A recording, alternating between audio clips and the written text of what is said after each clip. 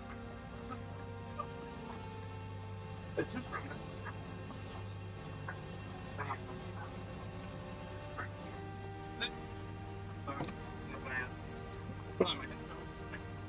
What? What? That's not well, so it's not figure that out very quickly. And so different. So where'd you go without her? Which is a little weird. Usually I learn to keep myself focused, but where'd you have to go without her? So multiple other great info would be like that. This stream, hopefully your weekend is going well. Alright. So let's go ahead and go. Still a good lesson we have. I'm going to go ahead and get stuff up and going because kind of figuring out what it is those things and go with their clear answers to them. So I'm just gonna set up a few things. Hopefully you guys are doing alright. Like people start playing, which probably not. Most of the stuff so I don't know. So if it's so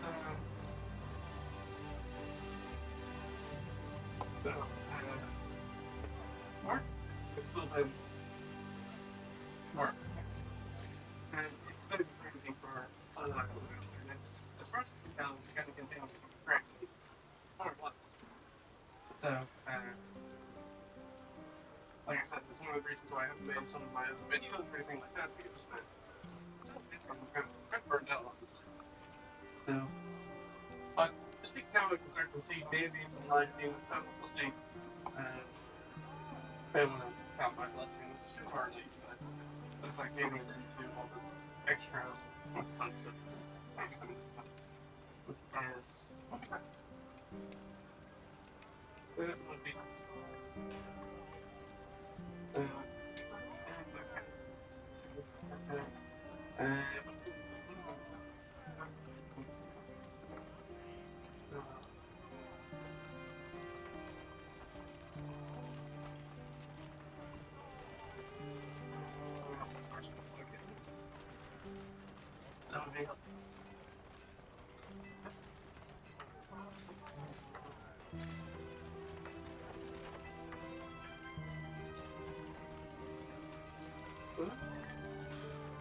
Yeah.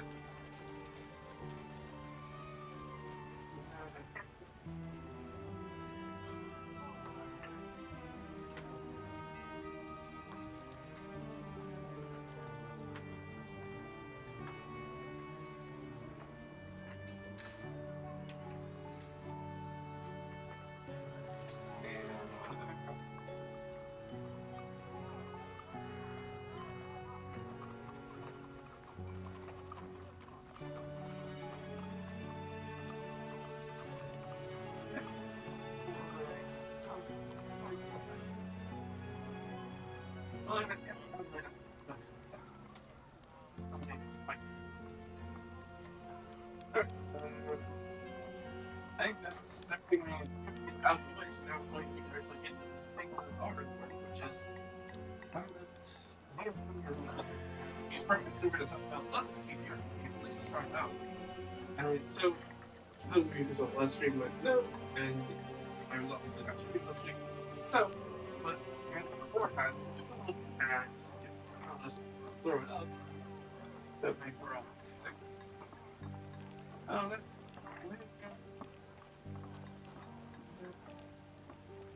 It was RPG Day last Saturday. So it's a good thing if you're familiar with Free Comic Book Day. It's the same concept if you're not familiar with Free Comic Book Day. RPG Day is a day in which a lot of retailers, your friendly local game stores, will purchase these packages from RPG Day, and they work together with publishers to put things together these packages. So that way, people can come in and get a taste of, maybe some TTRPGs for free that they might not otherwise get a chance to. Sometimes the retailers will they'll run store games sometimes. Oftentimes they'll limit kind of what you buy just to make sure that everybody gets a chance to come in and grab something. So for people shops about a few different things. But then they talk about it, so I'm just in the first stream and talk about the things that were the highlights for me that I'm most excited about when taking a look at it. And then I've got some snacks playing in front of me, hopefully when I picked up with it. And I've had a chance for the past week to take a look at them, and now we can sit down and kind of tell you my thoughts on it, things that were met my expectations, surpassed them, things that maybe kind of fell a little bit short, and maybe some of the things that were there that I didn't grab and now maybe I'm regretting. So let's just take a look. There's a recap here, all the stuff that's going on here, all the publishers that are involved with it, and let's get started briefly with stuff. So I've got the things in front of me, so I figured we'll just kind of go through them and then maybe talk about some of these other ones that I didn't get a chance to look at. And it's worth noting that if you miss it, I can get maybe the physical copies that I've got here. But many of these publishers will take this free RPG stuff they put out and allow some free downloads for like a free PDF. So check them out. I know that for sure. No, 600. No, I'm running it. It's free. Alright, then we're running it. Actually, I know the free link has this Dragon Bane PDF that you can get. As I talked about last time, I needed to specifically get the printed copy because the art's really nice and they do a really nice glossy. They really put some money into this for free RPG Day. And I really like the Dragon Bane art. I'm not gonna lie. And so I like having it. And this is the second one I got one last year as well. It was really nice. So I like the way that they're doing these adventures. They're a little bit different than your bog standard D&D style adventures. So they're fun. They give me some good ideas. The Magistrate's Gambit is a sort of a heist that's going on. It's a time tournament module, so you only got 2 hours to get through it, I believe. So you gotta be quick. And it all takes place in basically. But let's go and take a look at things that I do have. Well, we were just talking about Dragon Bane, and now it's all about us. Let's talk about Dragon Bane. So, this is the Magistrate's Gambit. Again, like I said, the art is very fantastic in it.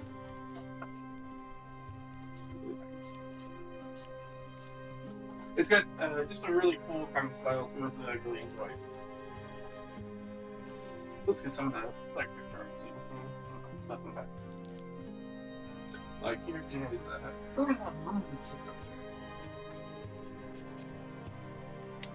okay, pretty cool. European stuff. So they've got very evocative art. So the basic premise for this adventure, like I said, it is a heist adventure, and your group has been hired by what's this guy's name?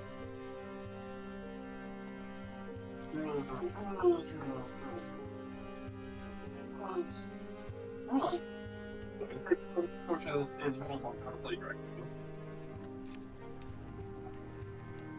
So, where do those? The adventure opening. Archmage Calcium and Magistrate Stellar.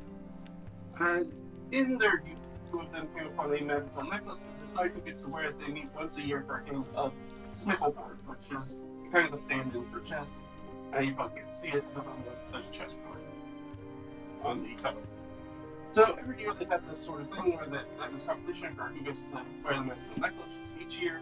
Stellendorf has never won, and he is growing in advanced age, and he has come to the conclusion he is again playing against a wizard, and has come to the conclusion that he thinks that the wizard is cheating at this football game. And he just wants a fair shot to win the necklace for a year, so that way he gets a chance to wear it before maybe he burns. But we don't know. It doesn't say that he's in bad health, and the funny thing is that even in the photo they use in here, he doesn't look particularly old or decrepit. So it is a little funny.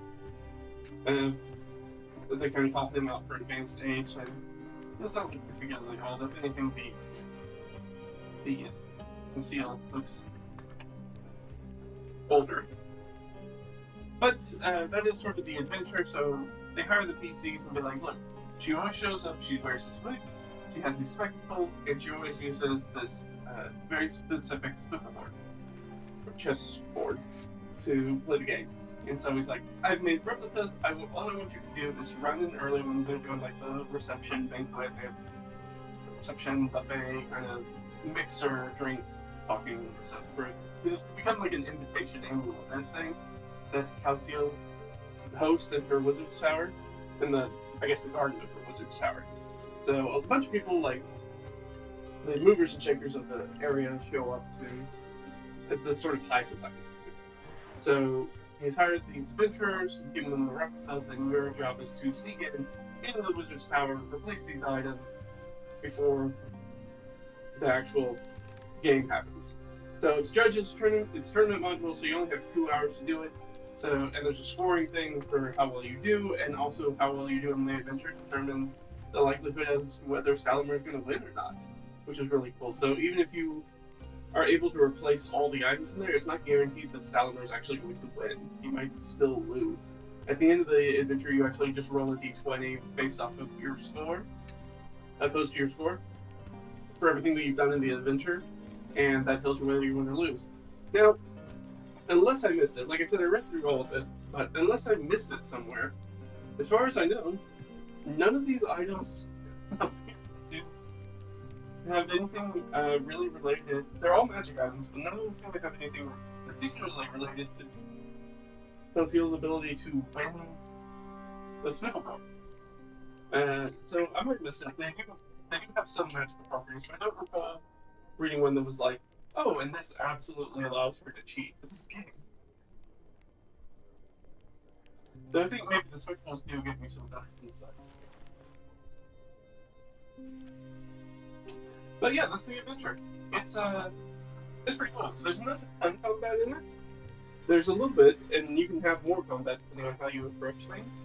But being a heist and at a populated place, you don't really want to do a bunch of combat, or else you're gonna draw a lot of suspicion. And then there's also like a vigilance counter. There's the vigilance counter for Conceal.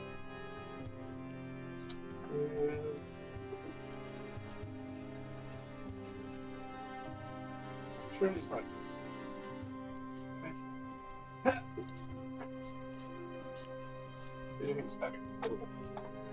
So you probably can't read that, but there is this track over here that is a vigilance counter. So it's like if the PCs do a specific thing, then she becomes a little bit more wary, and then she'll send guards to investigate, and then she'll go investigate, and you do that. Like 0 to 1, festive mood. Number 2 to 9, unease.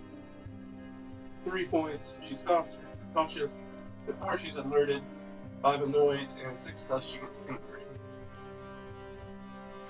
This is very interesting. So if you have a fight that lasts more than 3 rounds, +1 to the vigilance. If the light seen in the window of the ritual chamber number 5, +1. Conceal finds out that someone is trying to sneak up on the podium, +2. And then there's some funny ones. +4, the player characters enter through the main entrance. So, which seems weird. I feel like, depending on your characters now, obviously it's got pre-generated here, but you could play it potentially with not pre-generated characters. And you might have somebody who might be able to disguise themselves. And so I would hesitate to give them, obviously, the +4 if they don't get notice coming in. But yeah, it's an interesting adventure. There's like a hell demon you can talk to. Here's kind of a map of everything that's going on here. With all your different chambers. Ritual chamber, library, magical treasure chamber, entrance hall, pillar hall, bathroom, vestibule, bed chamber, kitchens. And the podium and the guard tower, the garden outside, and the bell tower. So yeah, obviously, Free League really puts a lot of pride into the physical products they put together, and this is another example of that. It's super high glossy. This is something that I know that I'll be able to hold on to and take around and use many times and not have to worry about it pulling apart probably the first time I use it. And it goes really nice with my other one, which we looked at last time, but is this guy. So this is from last year, and this is Sinking Tower. Again, another tournament module, But I think this also has the 2-hour counter on it. Both of these have a lot of puzzles in them, and a lot of things like that, a lot of codes and things to figure out. Not as focused on necessarily on the combat aspect. But Ruined Tower is very interesting because you basically go up and then have to come back down within the time limit, and once you get to a spot and you do something, it changes what's happening within the tower, so it kind of changes everything. So it's kind of a little bit like 2 adventures in one, because you're going up and then stuff changes and you have to come back down the opposite way. So it's kind of double the bang for your buck. It's a fun adventure. I haven't run it yet, but it does look very fun. As a dungeon master or game master who doesn't particularly like puzzles, that is the only thing that kind of holds me back. But most of these puzzles are not, are pretty well designed. I should say that. Like there's one of them that's in the new adventure is very literally like a classic spatial like Legend of Zelda puzzle where it's like you can only touch each tile once. How do you touch all the tiles in the room and get from point A to point B? Like that's one of the puzzles. So it's very straightforward. It's a lot of fun. I will probably pick and choose stuff out of it. I don't know if I'd ever run it just straight as. I'd have to do a lot of conversion because I don't play Dragonbane. And though I have read the system rules now twice, and there are some interesting things in it and things that I do like in it, I'm not sure that there's enough difference that makes me want to jump away from something like your standard D20 system of, you know, a Pathfinder or an OSR clone or a 5e D&D. Like I just don't feel like there's enough difference that really brings it out for me. Now maybe if I sat down and watched like live, like an actual play of it and got a little bit more understanding of how it plays at the table, maybe. But I also tend to like systems where you roll high rather than roll low, and Dragonbane is a system where you want to roll low. Though there is another roll low system in here that I really do appreciate, and we're going to take a look at it. Not next though, because next up, and I talked about this last time, is the level 1s. So these are little anthologies that they put out, that level 9 puts out each year. They've been doing it for a few years now. And it's basically you have a bunch of different people and you can submit your own sort of like micro TTRPG game. Each one's like a couple pages, 2 or 3 pages. And they usually have, like this anthology each year has a theme to it. So this one's theme was How the West Was Lost. So you, as you might expect from the cover, there's a lot of Wild West kind of stuff in here. But there's also people who did like puns on that. Oh no, there's like a little plastic parts coming off of this. See, is that just a shrink? I think that's just a shrink wrap. That probably should have been pulled off before. Okay, what's up? Pull it off right now. Sorry. There we go. And the trash can's too far away. This will live there for now. So yeah, this is sort of the anthology series. So like I said, most of them are Wild West related, but also people did other things with that one sentence prompt. One of my favorite ones I thought was or kookiest one is, where is it?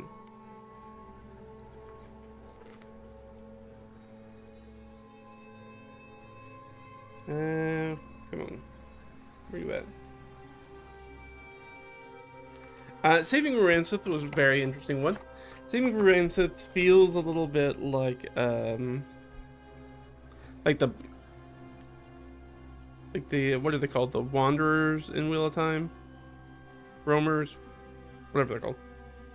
And it's kind of like that. They're trying to save this very particular flower.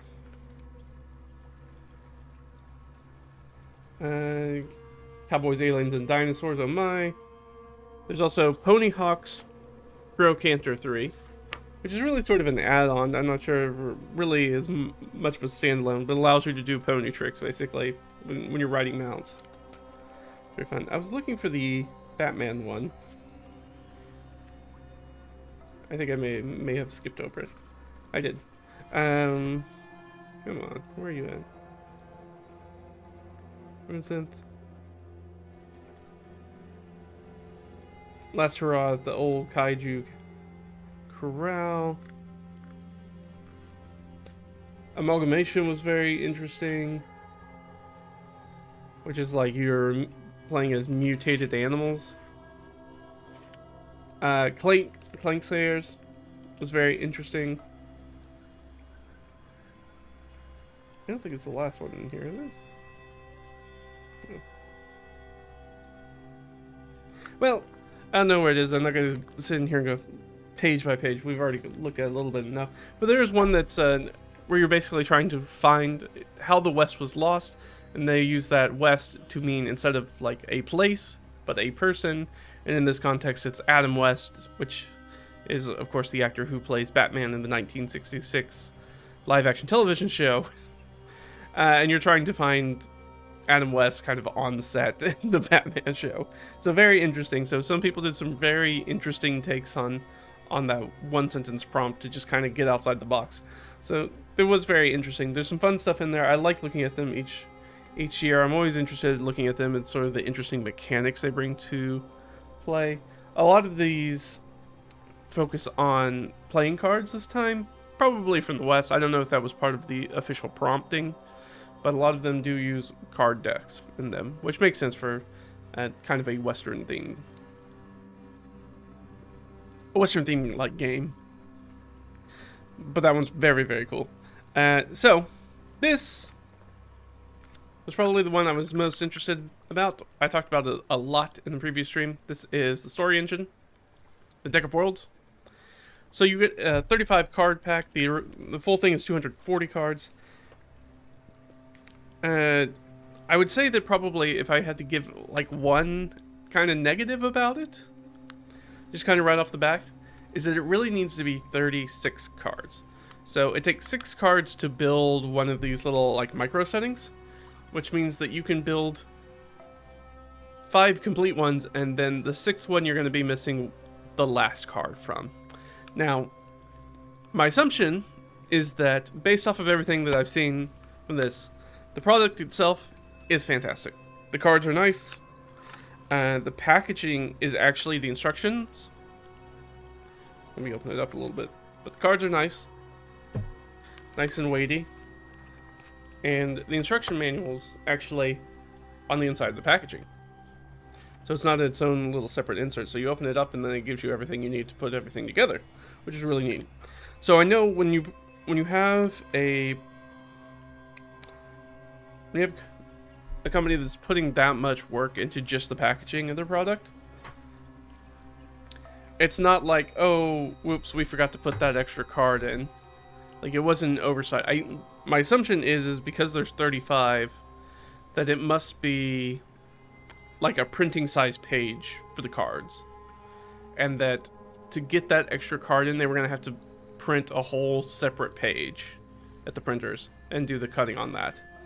And then reorganize them. So instead of each page being probably one of these decks, they were then going to have to, and that's extra labor, that's extra time, that's extra materials. And so I understand that that is probably the reason for it. It is just kind of a little bit of a bummer that you can't fully do 6 by itself, but I did build some with it. And because this was the one that I was most excited about, I did want to share a little bit of it. And I guess if there was if I do want to say one other downside about it, well, I've got a couple downsides. Overall, I want to reinforce that it's very positive. I really, really enjoy this. I think this is a really great product. But that said, I do have a couple gripes. Some of them are me gripes. Some of them are just kind of generic. And speaking of generic, that's sort of one of my issues with it, is that I felt like the art itself on the cards that do have art are just, and I know you can't really see it very well, but they are just kind of generic. They're not super evocative to me.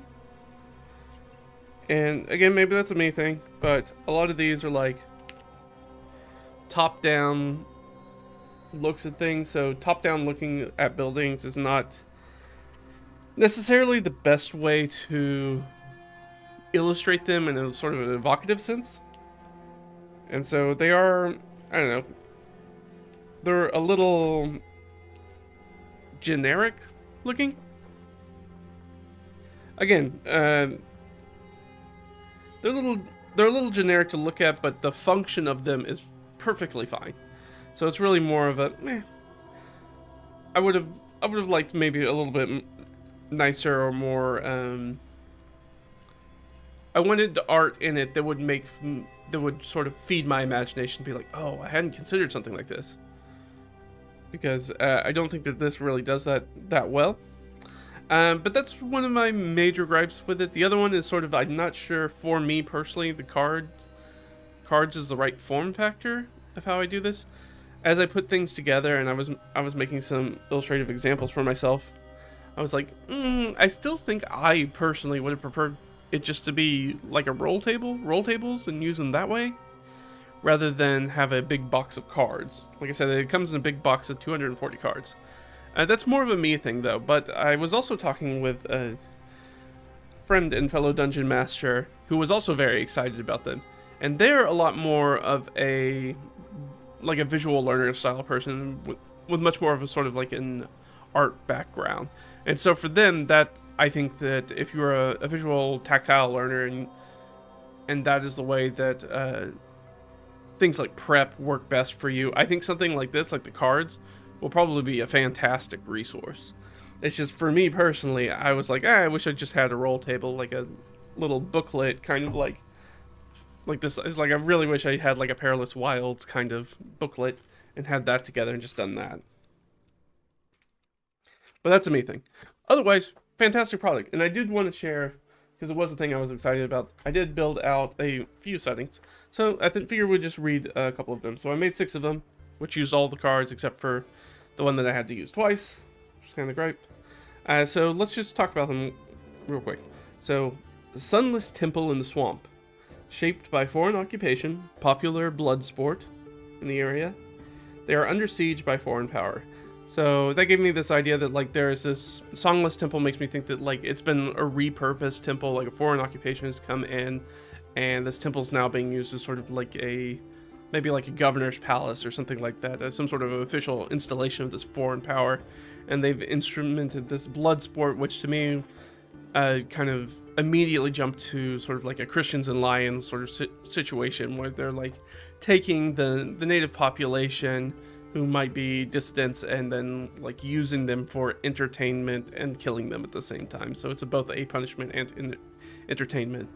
And for me, I thought, it feels like they've been shaped by that foreign occupation, so that makes me think that there are younger native generations who are into things like the blood sport, and so now there's a little bit of friction between older people who remember times before the foreign occupation and people who have grown up during the occupation, and about like what is right, who are we as a people, and some othering and things like that. So I was like, based off of that, the cards are doing their job. That's a really great location just right off the bat. Really gives you a lot of conflict areas, a lot of things, a lot of reasons for drama to be happening, a lot of tension that's happening in that setting. So number 2, and this is probably the most generic one that I got out of it, and that was kind of by design. So I had some other choices. These are the choices that I did take, because I did want to build something that was I wanted to do some stuff that was weird and also some stuff that was kind of conservative and very straightforward. So this is a cave of gold in the forest. Was once considered a paradise and is located above a cave/caves, so I'm thinking a cave system. A prophet is claiming to speak for a new god in the area.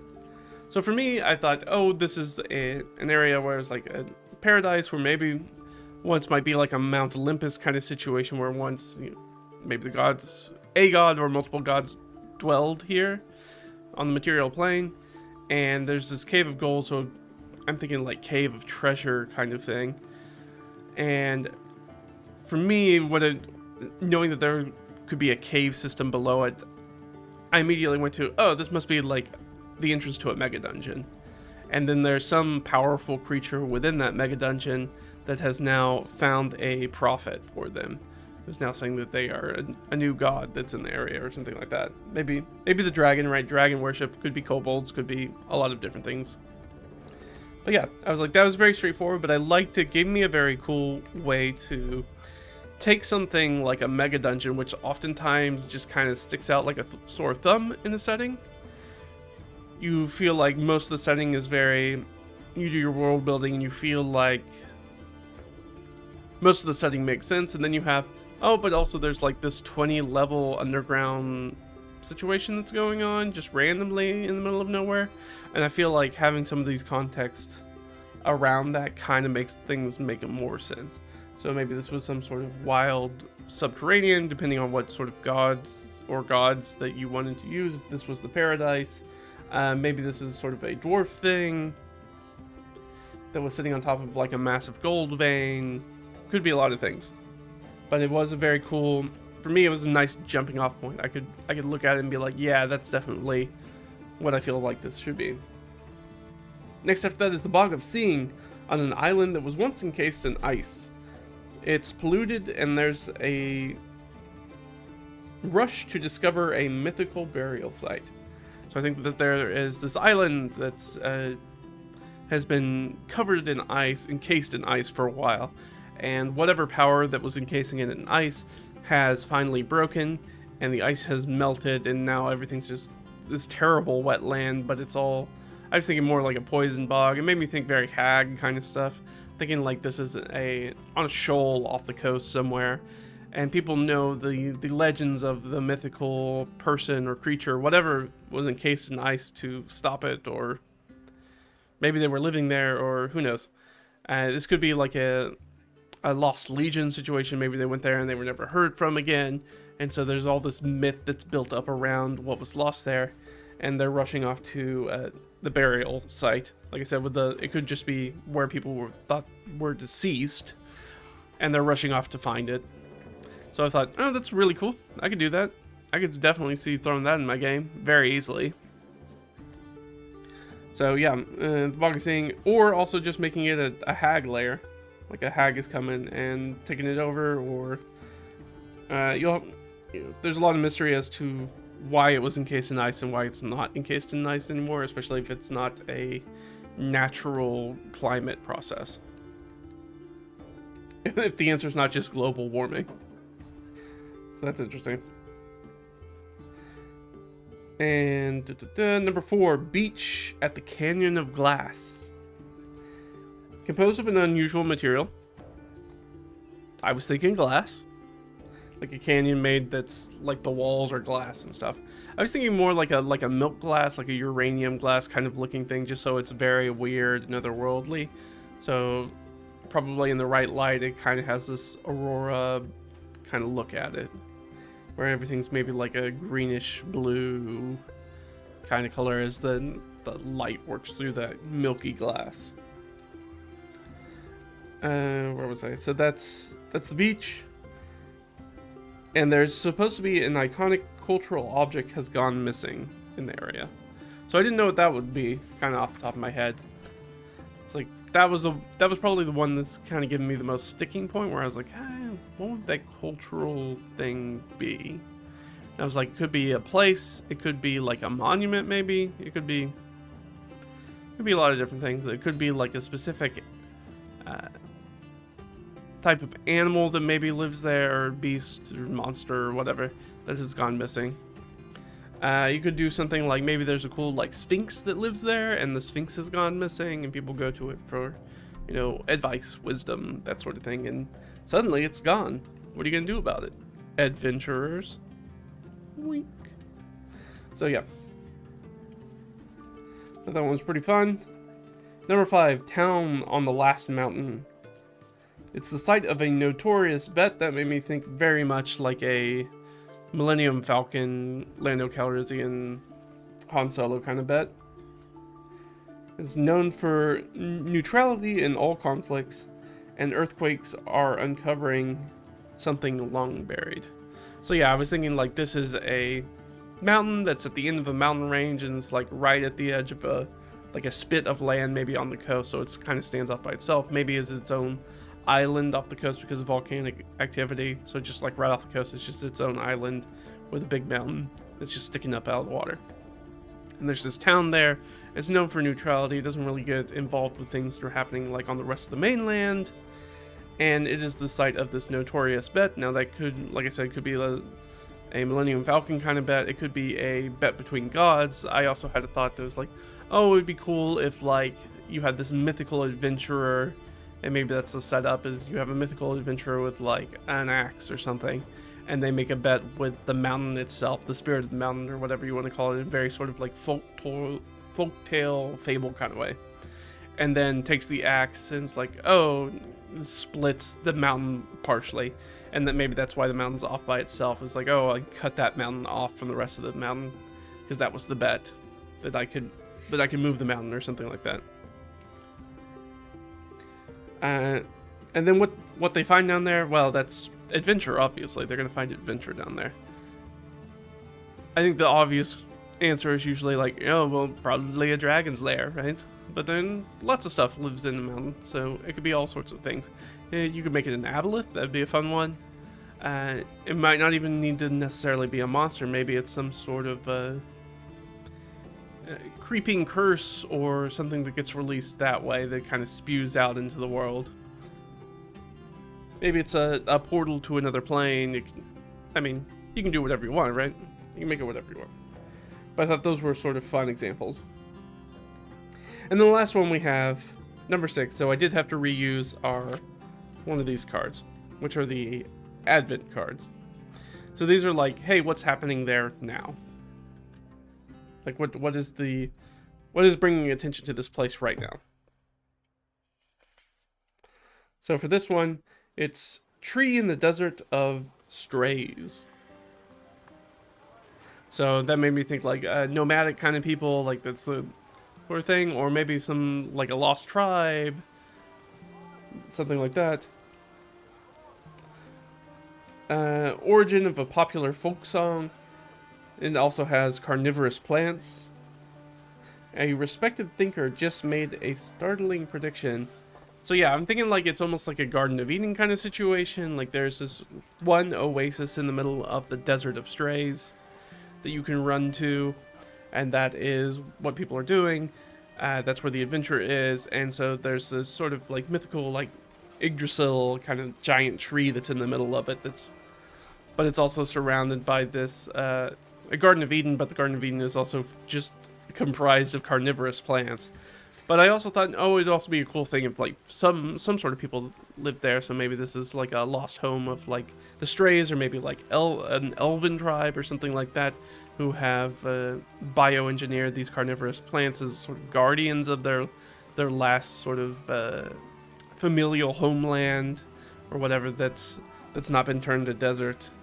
So lots of cool stuff that you could do. And then I thought that for the startling prediction could both be somebody on the outside who had a prediction about the place, or somebody from within this sort of oasis having a prediction about something greater that's happening in the world.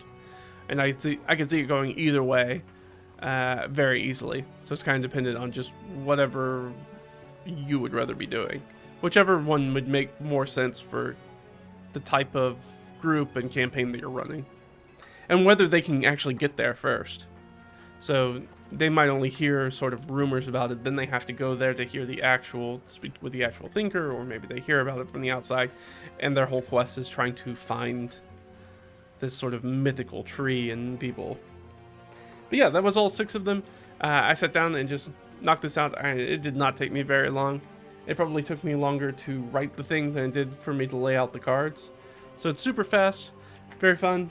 If you are the sort of person who is more of a visual and tactile thinker, so you need something to do with your hands, you need to be able to see things out in front of you rather than just being able to like read and regurgitate, which is, I tend to be more of that sort of person. So again, for me, I was like, I'd rather just have the roll tables than a big box of cards. But if you are one of those people, then I think this is going to be a stellar resource. It's a stellar resource either way. It's just I found kind of trying to lay 6 cards on top of each other, one under each other rather than on top of each other, kind of made things a little bit more difficult for me. I feel like I always put these in here wrong. each time I do it, I try to put the wrong side down first. And then I'm unable to close it. There we go. Comes a nice little pack. And again, it's not very expensive. I think the 200, now don't quote me on this, because I figured, oh, 240 card deck. Oh, a box of that's probably going to be, I don't know, probably board game. I was in board game price mindset, so I was like, I don't know, somewhere between $60 and $80. But I think, and now don't quote me on this, but I believe, well, actually we just go look at it. I think it's like $35. So I know it was significantly, okay, so here it's $42, which is still a very good deal with a deck of worlds for what you get. Like, this stuff's really cool. Like, you can see some pictures of it. Like this, like, they look really neat. That's better look at the art. But like I said, the art, at least for me, was like, that's kind of generic. I kind of wish instead of having the top down, they'd kind of given me a side view so I could have a little bit more detail as to kind of what I was looking at. But maybe that's just a me thing. I think that might have had a little bit more evocative art than looks like what is like aerial photography instead. But yeah, otherwise, very cool product. So definitely go check that out if you're interested. Next one we have is Shift. Shift was one of the ones I was interested in, and I was going to see, who puts this out? It's Hit Point Press. So Shift, one of the things that I was really interested in is that they have this mechanic, and you can kind of see it, where you have dice. So it's a roll low system. You want to roll low, but if you roll the maximum, not always the maximum, but usually the maximum on the die goes up, and this kind of represents wear and tear on equipment, as well as getting tired with abilities, unreliable abilities and things like that. And then you have abilities to shift the dice back up depending on what you do. So I thought that the mechanics were very, very interesting. And there are things, basically you're going to be rolling 2 dice for most things that you're going to be doing in here, and taking one of them, which is very similar to how something like Savage Worlds works when you have the, oh, they're not called heroes, wild card dice, where it's like, oh, you're an important person in the world, so you get to roll an extra die, as opposed to like a mook who doesn't get to roll the extra d6. So it always kind of, by adding the second dice, it puts the heroes or the more important people, they're more likely to succeed at things than just the average mook, which is a very cool and I think very narrative way to reinforce who is and who is not main characters at the table in a very sort of ludo-narrative kind of way. I know, big word. Basically that the gameplay says, oh, these people are important, and that shows because they're more likely to be able to do things. They're way more reliable. That being said, I will say that Shift is, the booklet's very thin, which is not a big thing. There are a number of like typos and misspellings and things of that nature in here. Not a big deal, but it does feel, honestly, I would say that this feels it felt a little rushed. I think is the feeling I get from it, is that it feels like things in here were rushed a little bit. Like they didn't have quite the amount of time they needed to really polish this thing up yet. And so I don't know if that's representative of Shift in its totality or only specifically in this product. Hopefully in just this product, because there is cool stuff in here. So I haven't gotten it yet, but there is one of the things they do include is what they call a world spark. So I am interested in doing this. I haven't scanned it yet, to get the little PDF for Dorado Station, the sci-fi western Shift world spark, which I'm guessing is probably going to be a little bit like a Powered by the Apocalypse setting, where you have like the list of questions and you do some answers to those to kind of figure out what kind of setting that you're playing in. I assume that it will be somewhat similar to that. But yeah, Shift, unfortunately just don't have a lot to say about it because there's not a ton in here. I do like the mechanics that are in here. I like the setup with having the scaling going and being able to shift down and up into dice. It is a little bit confusing just because in the way that they explain the game, they say shift down when actually you're shifting to a larger size die, and I can see how that would be confusing, and it was definitely confusing to me right off the bat.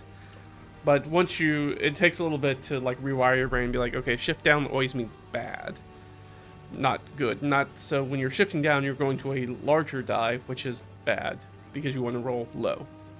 Like I said, it's very similar to, I don't think you can see it on my bookshelf back there, but mazes. It's very similar to that. Yeah, you definitely can't see it. My stupid head's in the way. Mazes is in the, what is it called? The polymorph system? Is that what it's called? So kind of similar to that. If you're not familiar with that, I had mazes last year. I had the free RPG thing from it last year, and we took a look at that, and that made me like it enough that I went out and bought the book for it, which is kind of the whole point of Free RPG Day. I haven't gotten a chance to run it yet. It is fun. It is. It wasn't. Once I got like the full rule set, I was like, it's not quite what I thought it was going to be, but it is still very close, and there's still a lot of cool things in it. I do like that, having the idea that each character just has a different size of die that they roll, and that there are different. There's a scale from like 1 to 12, I think, about the different types of actions you can do, like exploration actions, magic actions, that sort of stuff. So some characters are better at doing things than other things. So like the sort of D6 range is right where sort of the 3, 4, or 5, I think, is where the sort of like exploration kind of stuff lives. So they're usually really good at that, and they have a higher likelihood to succeed on it than other characters do. So it's a very cool system. It is a little wobbly. There are some things in those rules that I don't think are explained super well, and I've watched some videos from the creators of it too, and I'm still like, it's still a little confusing, still not super clear. And they also have I feel like a lot, and I'm talking about things that have nothing to do with Free RPG Day, so we'll end this real quick. It does have a lot of what I say proper noun problems, as in like everything has its own specific proper noun problem. So there's a lot of just things you have to memorize to remember how things work, because everything's named something specific, rather than using it's more like generic kind of nomenclature that we have that kind of works across games. Things like DCs and target numbers, and the ability scores, and etc. So up next we have A Great Offering. So this is the Obojima, which is up here at the top, I think, right? Yeah. Great Offering. So this is a little adventure. Obojima is a fantasy RPG. It's 5e, totally related, right? Isn't it completely a 5e product? I think. No, it's not. I am wrong. But it has got this very sort of like Legend of Zelda, but also very Ghibli-esque kind of thing, and you can really see it in this art up here. Turn it a little bit. Those are harpies, and you can really see it in the harpies. That's sort of idea for the art. It is sort of a mishmash. It's kind of all over the place as far as the setting's concerned. Let me get to. I thought there was a cool photo. Yeah. So I think this photo kind of sums it up very well, that you're kind of getting a weird amalgamation of stuff.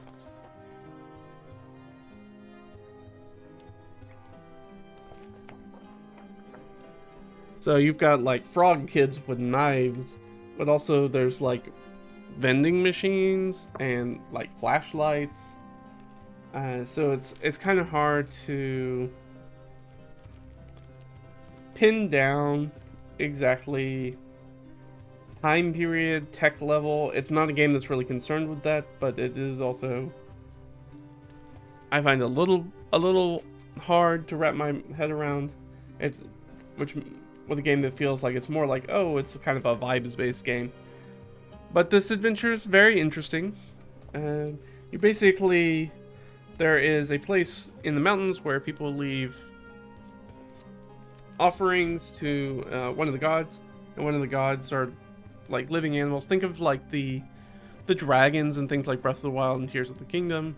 You know, you see them flying back, and they're like these great ancient creatures that are massive. Well, people worship them, and so they go take a trip up into the mountains. It's very perilous to go by yourself, so you need to hire a guide. There's 2 guides you can choose from.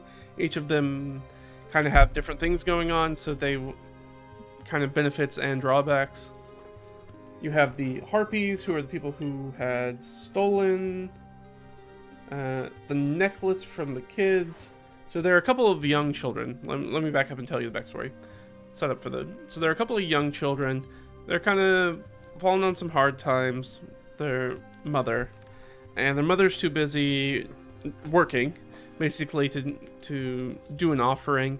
And so they're like, oh, well, we're going to take this necklace, this sort of heirloom necklace, and we'll take it up to the mountain. We'll hire the guy, we'll go up to the mountain, and we'll do it. We'll say our prayers, and hopefully things will get, better for us once we pray to the gods. So that is sort of the idea that they kind of go with. On their way there, just to get a guide, they get robbed by a couple of harpies, some bully harpies who take their thing, and then there's another harpy they report to. You don't see. So you come across the adventurers come across these kids. They want help getting their necklace back, that sort of thing, and they preferably want to take it all the way up to the mountain, but they want the necklace back. It's kind of the general thing. So yeah, that's where you set up, and you talk with the harpies, try to get the things back from the harpies. You get the guide, you go up there. There's things you might get into. There's stuff that can happen. There's not a ton of combat in here, like I said, and that's more of as far as I understand Obojima, to be kind of its deal. It's kind of a relaxed, like I said, very Ghibli, kind of like My Neighbor Totoro. It's not hardcore combat. It's not super heroic fantasy. It's kind of like D&D, as if D&D was a warm summer's day daydream of a 10-year-old kid. That's kind of the vibe that they kind of go for.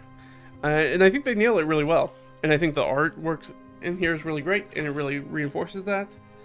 I'm not sure if I would run it. I'll say that too. And that's sort of been one of the things that's kind of kept me a little bit away from Obojima. Like, here's another example. Stuff. So this is like inside a store where, again, they have like vending machines, a Nintendo, a telephone, gachapon, and all sorts of stuff in here. But also, like, people wear armor and fight with swords and use magic. So it's kind of all over the place a little bit. There's also, like, I believe, like, cars. So it's a little all over the place, the setting-wise. I'm not sure that I would run specifically this adventure just because there's not a lot of meat on these bones. I feel like a efficient party could knock this out in certainly 2 hours, maybe even an hour and a half. So you might want to have something else prepped if you're also going to be doing that. Unless you have, again, if you have a very vibes, very casual kind of game where people want to sit back and do a lot of RP and just inhabit their characters a lot, so they're going to spend a lot of time sort of in the tavern talking with the kids and going back and forth, and you do a lot more of the sort of RP aspect of it, you'll probably get enough out of it. But if you have a group that's like, oh, we got a mission, and then we go do the mission, they're going to knock this out really, really quickly, especially since there's not a ton of prep work they can do. There's not a lot of investigation. There's not a ton of combat. There's some combat. I think you can get through the whole module without having combat if you want, though, which is always nice. Like, you're never forced into combat. You can always get through it without doing combat, but also you can have a bunch of combat, I guess, in it if you really wanted to. You'd have, like 3 combats in it? I'm thinking off the top of my head what happens in there. I think, like, you can have 3, maybe 4. But you can have quite a few combats in there, if that's how you want to deal with things. Okay, after that is Legend in the Mist, and there's a whole bunch of stuff with Legend in the Mist. This was they really put some stuff together for this. Let's put it that way. So you've got... I'm just want to show these off because these are really cool right off the bat.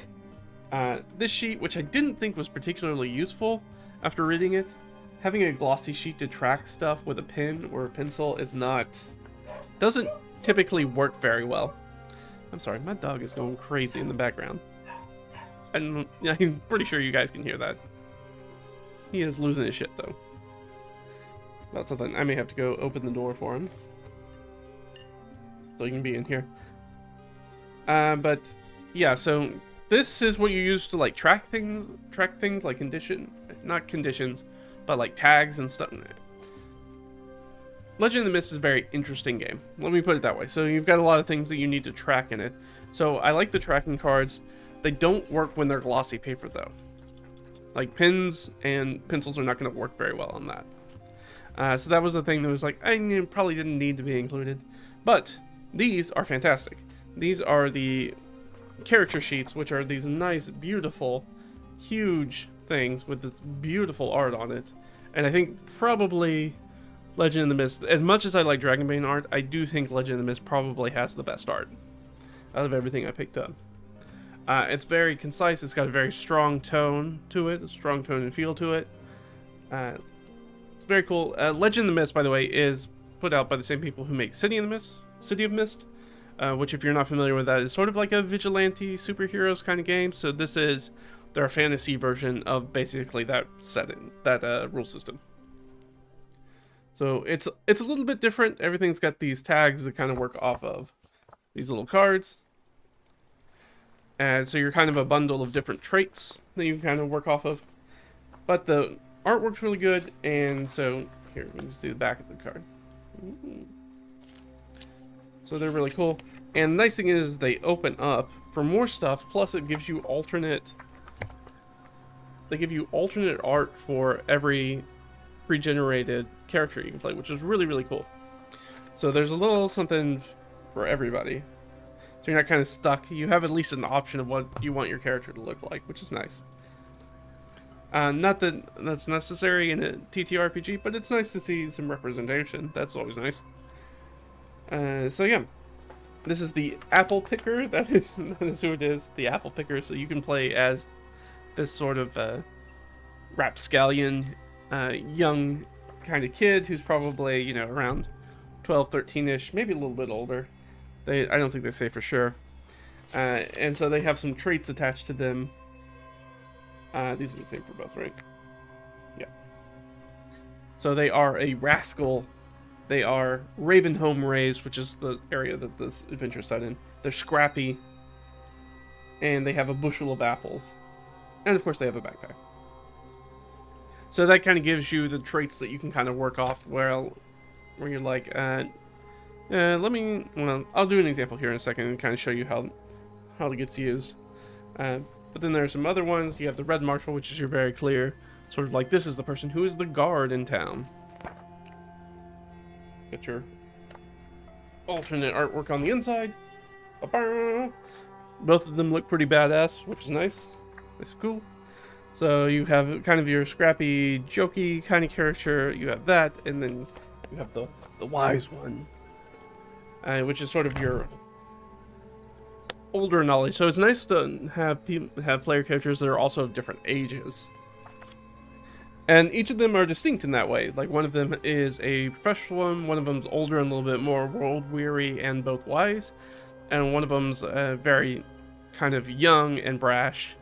And there are both, you know, positives and negatives to both of those things, right? Being young, being bold, but also being inexperienced and not understanding things.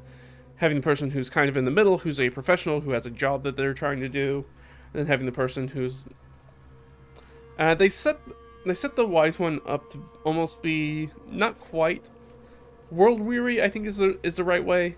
They kind of the person who kind of lives off by themselves. They're not quite a misanthrope, but they're kind of like that. But it is very interesting. So that's it. I think you only get the 3 characters for this one. So if you're playing with more than 3 people, I'm sorry, you're gonna have to double up on some people. But I did want to give a little example. They give you a little example of sort of like how the first scene goes.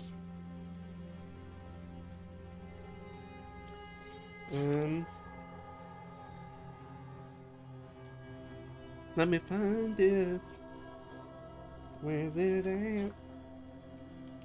The consequences shown in the barrel of the background. Leave the named opening.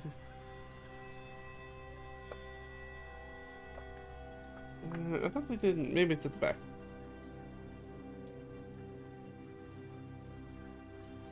It's not. I'm trying to find it.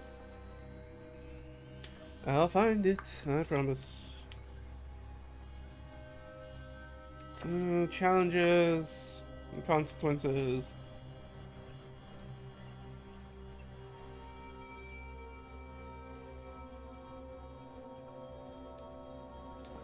Come on, where's my example of play?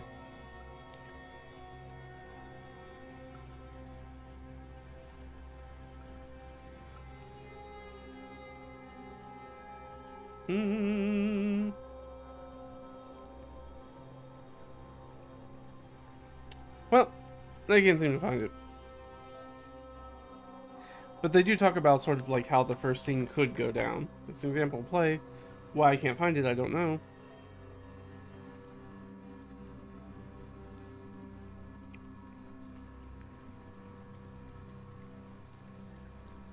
I don't know.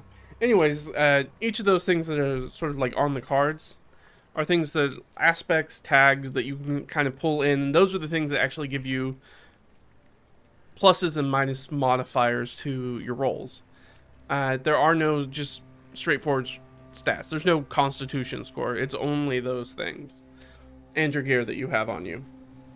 And so each one of those things kind of gives you pluses and minuses based off of what you have against the challenge you're going up against, which also has its own tags that you're trying to work off of. And then you're trying to basically give it enough negative effects tags that it will be overwhelmed, and then you get past the challenge that way. So it's very interesting. I know there are a lot of people who really like City in the Mist. I have never played it, and I don't really know anything about it. I know now officially more about Legend in the Mist than I know about City of Mist. But I would say that it does, for me, I think it has the problem that I run into with things like 3.5, 3.5, Pathfinder 1 for certain, somewhat Pathfinder 2, is that there tend to be a lot of floating modifiers around. And this game is almost entirely floating modifiers. So you might be getting +1s from like 4 different sources, and then -1 from 2 different sources. So now so every time you're trying to do something, you have to like sit down and stare at your character sheet, be like, okay, +1 from this. Is this appropriate? Does this work with this? Yes or no? This. I think I would find that tedious. That's one of the things I don't like about things like the 3rd edition style of D&D kind of games, is that there are often a ton of little floating modifiers that you're balancing out. So it feels like I have to do a lot of little tiny math before I try to do anything. And so that's the thing that I don't love. I'll put it that way. I don't love it. And so I do think, even though Legend of the Mist was something I was really kind of excited about, that is probably one of the ways that kind of fell short for me. Son of Oak, that's what it is. I just wanted to pull it up here so we could take a look at it. So, Legend of the Mist. Ready to defend the Dales against creatures of Twilight and embark on a fantastical journey of discovery. You play humble villagers or renowned explorers roaming across the rolling hills and trudging through dense dark forests in a fantasy landscape of magical creatures and mysterious traditions, lost to time. Buckle your scabbard and begin your quest. The adventure itself, by the way, is very good. I didn't really talk at all about the adventure, but the adventure is quite good.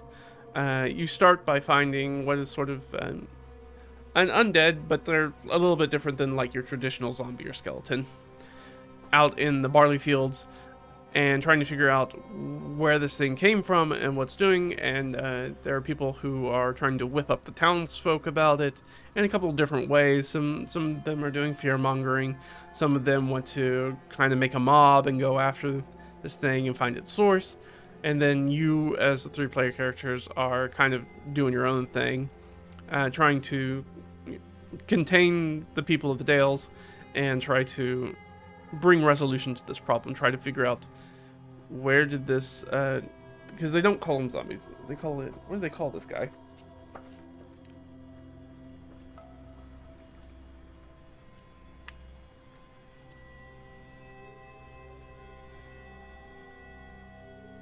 A bog corpse.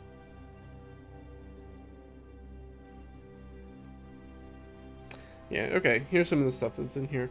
Like, if they attempt to cleanse it, and cleanse is like a tag that you can go after, that's one way to resolve it.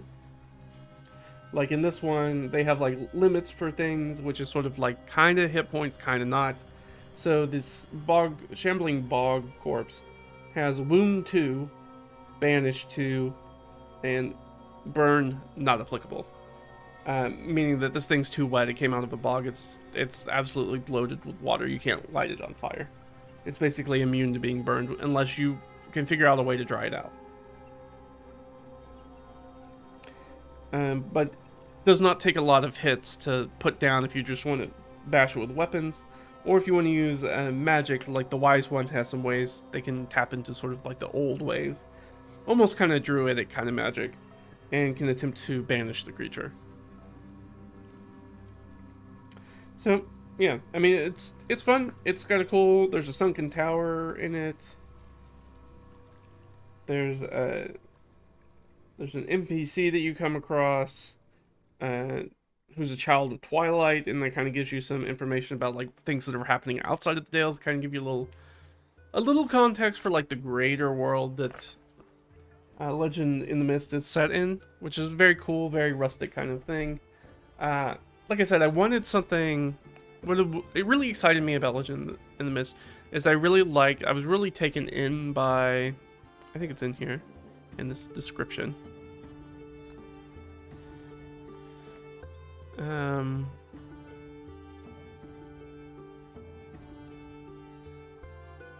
Where you play sort of like humble villagers. I like that idea that you're playing as sort of a more regular person who's dealing with a very extraordinary problem. I think that is always a very fertile land for fantasy. Like, there's a lot of plowing you can do there.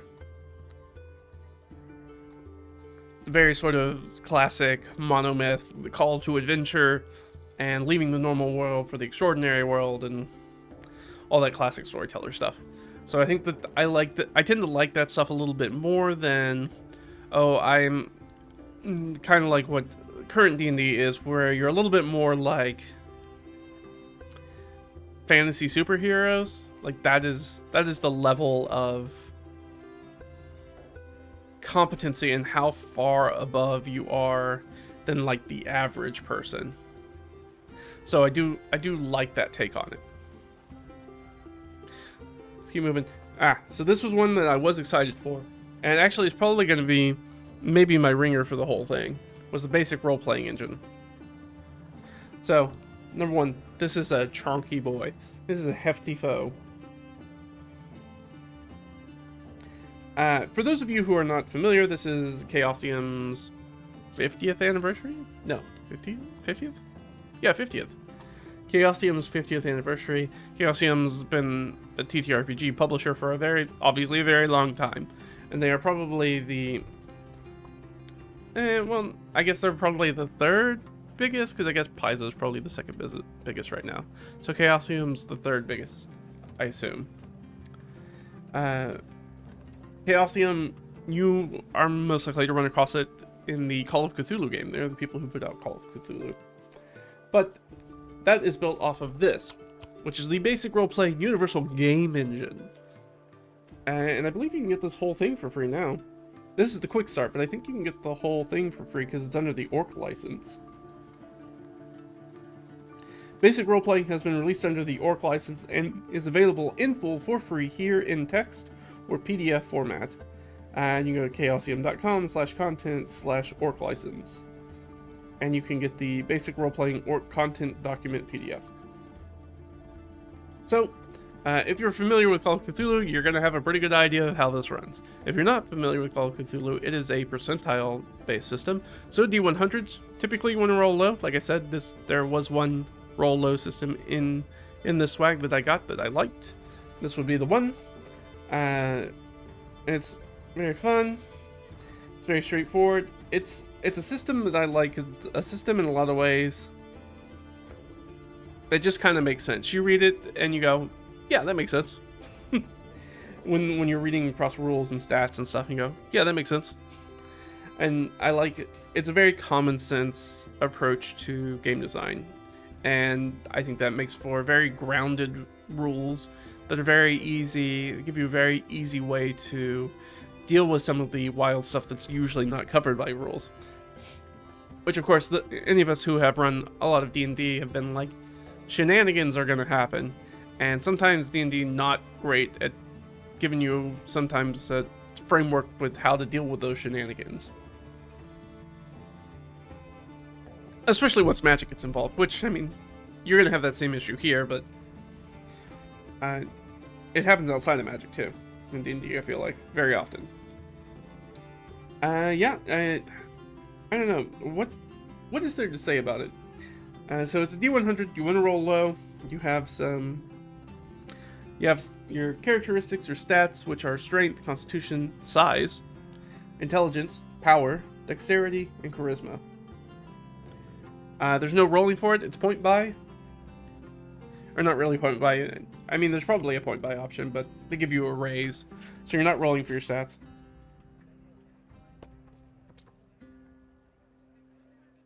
That's the character sheet.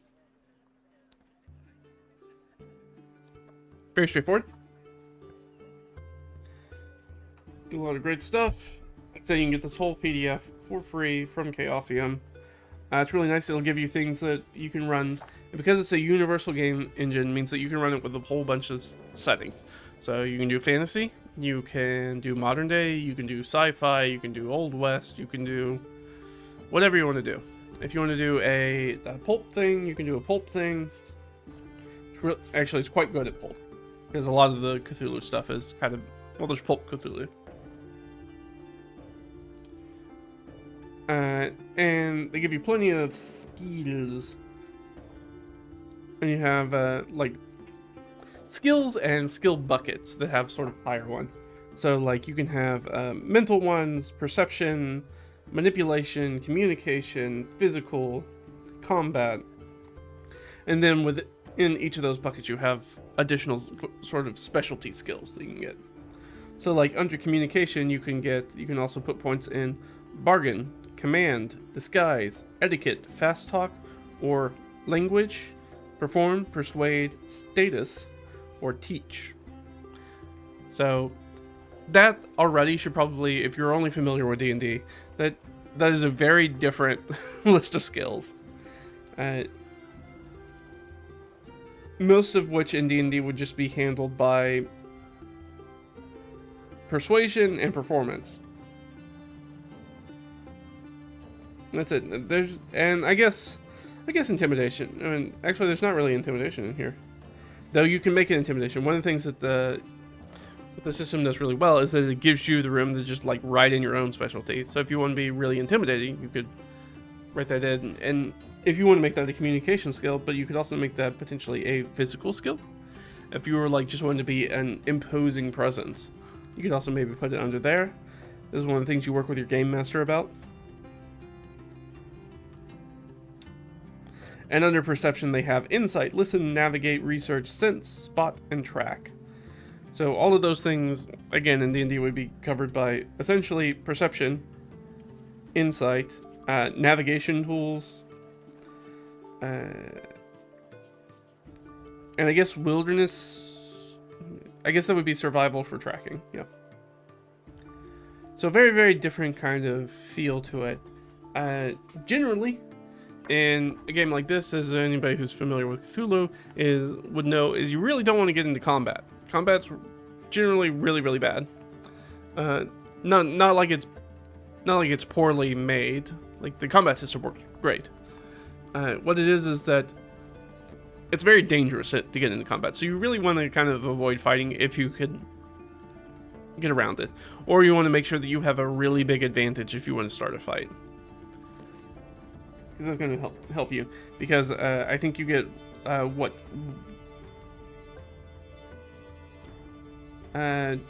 1d3 hit points back in a week, I think is what it is. So, and you also don't have a lot of hit points to begin with. So, I mean, just trying to heal naturally, it's not like D&D where you go to sleep for 8 hours and you have all your hit points back. It doesn't quite work like that. So that's the setting. Other settings that they do, here, they've got them in the back. So, Pendragon, which if you want to play Arthurian Knights and Legends, and that's more of a generational game, so it's like a legacy game. Like I said, the combat's usually very deadly, so you really don't want to get into combat. But if you do get into combat and you die, in Pendragon, you just play your heir. So you basically play a family dynasty as a knight, generally.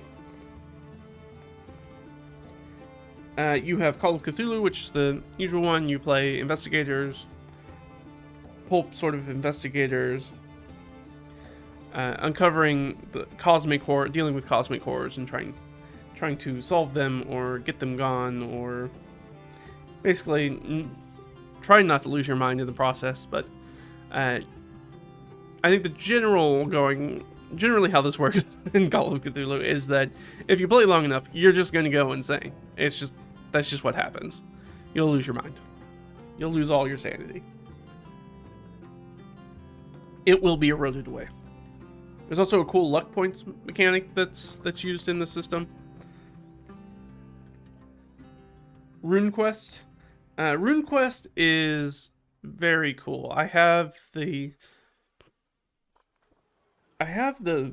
quick start for when they republished RuneQuest, which was not that long ago. Maybe a couple of years ago? No, a few more than that. A few years ago. Let's just say a few years ago. I know. I'm old. I can't remember.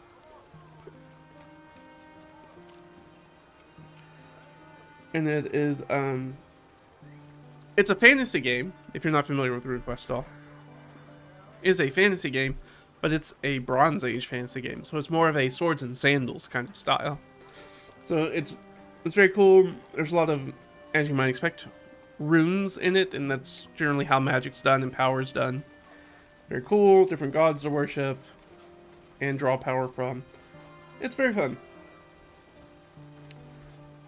I think it's a very cool way to... here, I'll just read some of the stuff. Because I do think it's a setting that needs a little bit more love. I wish more people kind of knew about it or looked at it. Even if you were just going to play D&D in it, I think it's a cool setting. First published in 1978, RuneQuest and its signature setting of Glorantha have captured the imaginations of thousands of gamers across the globe. In RuneQuest, you take on the role of adventurers in a world replete with magic and imagination, completely unlike the commonly treaded worlds of Western fantasy so often seen in tabletop role-playing game. Tabletop roleplay. Glorantha is a world inspired by the Bronze Age, filled with fantastic creatures like scorpion men, flying bulls, dinosaurs, Waktapi, and yes, anthropomorphic ducks. I mean, that's in Dragon Maid too. You can play as a duck person. It's cool. So yeah. In RuneQuest, the god you worship and the cult you join determine not just the spells and skills you have, but how your adventurer views the world and where they fit in society. Channeling the power of the runes, the magical building blocks of life itself, you and your fellow adventurers will fight back against the dread legions of chaos and the wicked military might of the Lunar Empire. It's cool. Go check it out. Even if it's just a setting book or something, find a wiki, check it out. It's very cool. It's very different. Of course, they do Call of Cthulhu. Probably don't need to go over Call of Cthulhu. And if you don't know what it is, you can find plenty of information on it very quickly. And the nice thing is they actually give you 3 tiny adventures in here, each with a different sort of genre for you. So this one, the first one I pulled up, is the Lost Temple of Garthun. which is a very straightforward kind of fantasy one. You go into a lost temple. You try to get some loot. And you're seeking to recover treasure that lies within. Yeah, it's very straightforward. Mini dungeon delve. You walk in, you fight some monsters, you take some loot. Very fun. Footsteps in the Dark. That's the second adventure here. This is actually their sci-fi one. I'll just read the little boiler box text for you. Sirius System 2844 AD. While on a routine interstellar run, your crew picked up a distress signal from the planet Nyan. Upon arriving in orbit, however, you were shocked when your ship came under fire from energy weapons from the planet's surface, critically damaging your vessel and forcing an emergency landing. Now your crews must venture across a harsh alien landscape to the source of the distress signal in search of supplies and materials needed to repair your vessel and to disable the gun emplacements that shot you down. So this one's more of a Trek adventure. You've got a couple different, actually you've got 3 different routes you can decide to go to. It's got a murderous AI in it. It's fun. You deal with. And then this one, The Prisoner of Richelieu, it's a Three Musketeers adventure. It's swashbuckling and flintlocks, and in this one, spoiler alert, so if you want to play this as a player and not as a game master, you should cover your ears for a second. It's got a vampire in it. That's it. Yeah, so it's very cool. You are sent by the Queen to go recover somebody. One of the Queen's agents who I believe has a message for the Queen. So you're trying to you're trying to find them and break them out of this jail where they've probably been tortured and get out. So yeah, it's very straightforward. This is very much like, you guys are probably familiar with a Three Musketeers story or movie or something. You're dashing, daring do. You flit your rapiers around and stab some people. You fire your flintlock at another guy. You jump on some horses and ride away very quickly. And I like those sort of pulp. It's not really pulp, but adventure kind of stories. So I always got a kick out of that. I'm always excited whenever something like that actually gets thrown into a TTRPG, because I don't feel like that's a time period that gets explored a lot. Is that sort of 17th, early 18th century kind of feeling. You don't get a ton of that in TTRPGs. You're either going to be stuck in sort of like medieval-ish Renaissance, and then nothing happens till basically modern age. And you do have things like Cthulhu by Gaslight and stuff like that. They kind of explore some of those other time periods. It's kind of in the in-between time, but not a ton. So it's always get a kick out of it when I see it. I want to shout it out. But yeah, I mean, I don't want to get too far into this. Like I said, this thing is meaty. This is how many? Is there even a page count on this thing?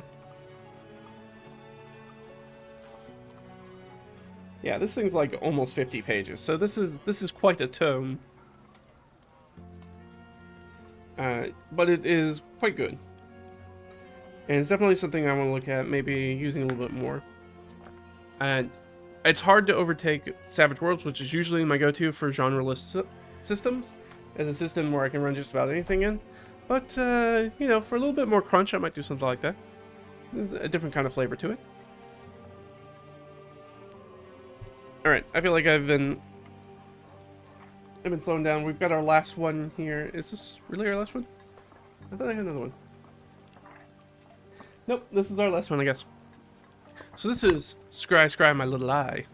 So this is a straight up 5e adventure. Put out by the Loke. Loke or Loki. I think it's Loke. Ah. Sorry, I clicked the wrong link. Let's do sneak preview. Scry Scry My Little Eye. So this is a interesting adventure. It is basically if you were playing a Smash TV Running Man version of a dungeon crawl. A wizard hires you to basically be trap testers and go through his dungeon that he's built, but he's actually live scrying it to an audience. So you have these, it's very cool because it's a very modular design. So you actually have a couple of maps, and then for each of these maps you have these cards you cut out. And on the back of each of these cards it has a roll table as to sort of like what's in that room. There's a D4 table on each of them. Some rooms are large and get multiple cards, other rooms are small and only get one card. And so you can kind of shuffle them up and deal them out and keep doing that as you go through it. The quest here, I believe, is to get 10... You're trying to find 10 different, like, rune stones, and that's how you win. There's not a ton to say about it. It's very straightforward. If you want just a quick, like, random adventure you can throw down and not really have to prep, this is really, really good for that. I think probably the only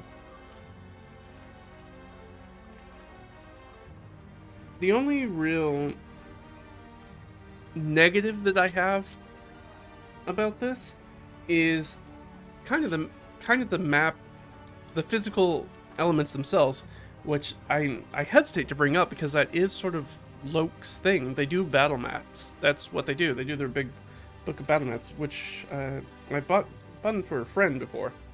I don't have them myself. It's always one of those products where I'm like, oh, I like it, I should get one of those for myself. But then most of the time when I run Theater of the Mind, so I'm like, I don't actually use battle maps that much anymore. But it would be nice to have. So it does make me a little sad to see this implementation. So, map's double-sided. But the problem is that to use this thing, to actually use the adventure, you have to take this book apart. You're going to have to take the staples out, and it's staple bound to get this thing out. So that's already kind of a pain in the butt, which means that you're going to have to take your adventure booklet apart. So now you're going to have a whole bunch of loose pieces of paper that you're trying to run an adventure out of. And then the other gripe that I kind of have with it is that these cards, which are the cards that you use to drop in randomly into the different chambers, they don't have like any perforation or cut lines on them, which I think would have been really helpful for something you need to cut out. And again, you also have to take these out of the book to kind of cut them, because there's not a ton of leeway, especially because they give you these little paper tokens to use, and you're gonna have to cut those out. So it's a little fiddly for the cut parts, but I do like the idea. I think overall the idea is super solid. I think this is a really cool thing that they're trying to put together. I'm just not sure that the physicality of it works quite right, which is unfortunate. But I do like, they're calling them dungeon designer cards. The dungeon designer cards included within provide the terrain and encounters for Sazabar's dungeon. These cards have one side with a battle map scale piece of terrain and a set of random encounters on the reverse.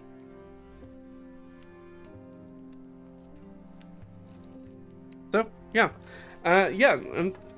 There's just not much to the adventure. Like, that's sort of it. Is like a wizard hires you to go find some stuff in there. He's live streaming it basically for an audience and making money off of it, but he doesn't tell you about that part. He tells you that he's gonna have a scrying eye that follows you around simply so he can keep tabs on you. And it's also an adventure that you can't die in. He has ways to sort of bring you back, so that's one of the things. Like, it's set up to be like, that's the way that Sazabar can easily find people to go plumb his dungeon for him. It's because he's like, oh, you won't die. I'll make sure that you don't die while you're in there. It's not a big deal. So it is sort of, I could see running this as a like just a one-off side quest thing. Like, maybe your party's in town and you're about to set off on like an important adventure or something like that, and then the last minute like somebody cancels and you're like, ugh. All right, well, we can run this little thing. Like, you get approached by this guy in the tavern who reaches out to you, or you find out about him, and you guys can go do this, and this is like a one-session thing that you kind of throw in the middle that just kind of pad because the player didn't show up that you needed to show up, or whatever it is. You just need a little side adventure, like a silly side adventure. This is really great for something like that. And it's got a lot of sort of classic D&D style monsters in it. You've got the ghouls, and hobgoblins, and giant rats, and skeletons, and mimics, and a rug of smothering. So, all sorts of fun stuff. Yeah, I wish that the physicality part, it worked a little bit better. I wish that, like, cards had been maybe like a card stock instead of these glossy pages. I think that would have been a little bit nicer. I mean, the nice thing about the glossy pages is that you can make like a mark on which ones you'd used on your D4 table, and then be able to wipe it off. So that part's kind of nice, but I think I would have preferred to have cut lines and a way to wish that the cards and the map had been an insert rather than bound into the book itself. So it was a little bit more like the, where are they at? There you go. Been a little bit more like the City in the Mist, or Mist. Legends in the Mist thing, where you, like, this was just in it, like it wasn't bound in it, so it was just hanging out there. So I wish it had been set up maybe a little bit more like that. I think that might have been a little bit more better implementation. But yeah, that was everything I picked up. So I do think that maybe it's between like Loke and Shift as to the things that I was maybe the most let down by. I think Shift is fine. I think, again, I think that the product was rushed. The free RPG thing was rushed, and that's why there's kind of the spelling errors and stuff like that, typos and things like that that's in there. But that's still, as for people who, for local people who put out physical map products, to have those kind of maybe not laid out in maybe like a more practical way, especially when it might have, I don't know, might have been cheaper to just have them be inserted. Probably not, because you're going to have to pay for the packing of it, but rather than have them bound in the book and then have to basically take apart the adventuring book to get the middle parts out, and then I've got already tear holes in my map, and that's, you know, for longevity's sake, is probably not good. It's not going to last very long. Not that it needs to last very long. These are free kind of one-off things. But it's just like, I wish it had just been an insert, is all. So that way I didn't have to take apart the adventure book. But, yeah, no, that's everything. So things that were in here that I wish I had maybe gotten and didn't get a chance to. I think the big ones are, it's not known. Wires in the Woods was an interesting one. I thought about D20 is a D20. More card stuff. Arkham Horror is not a thing. Again, I've got Call of Cthulhu stuff, so from Chaosium, I don't necessarily need that. Land of Eam was interesting. That was sort of on my, well, if I had a chance, but I didn't have enough sort of like freebie slots. Most of the places I went to, and most places in general, are like, oh, you can only take a few items. You can't take like one of everything because we need enough for everybody who shows up. Which, you gotta respect that a little bit. They want to make sure that everybody has a chance to get something cool. But one of the shops I go to, I was like, I'm here an hour after it's open, or almost an hour and a half after it's open, and there's still plenty of stuff, so I'm gonna take a few more things. I'm just gonna take, they wanted to keep it down to like one, and I was like, everybody who showed up here specifically for this has already taken what they were gonna take. So I'm gonna take like 2 or 3 things, just because there's plenty of everything. Nothing, I didn't take anything that there was not going to be anything left. Let's put it that way. So Land of Eam, I did see the emergency D20 scratch off card, but it was definitely not worth using like one of my limited slots of free things to get that. I didn't see the pin, so the pin's out there somewhere. I didn't see this thing, the dungeon crawl thing. I did not see that.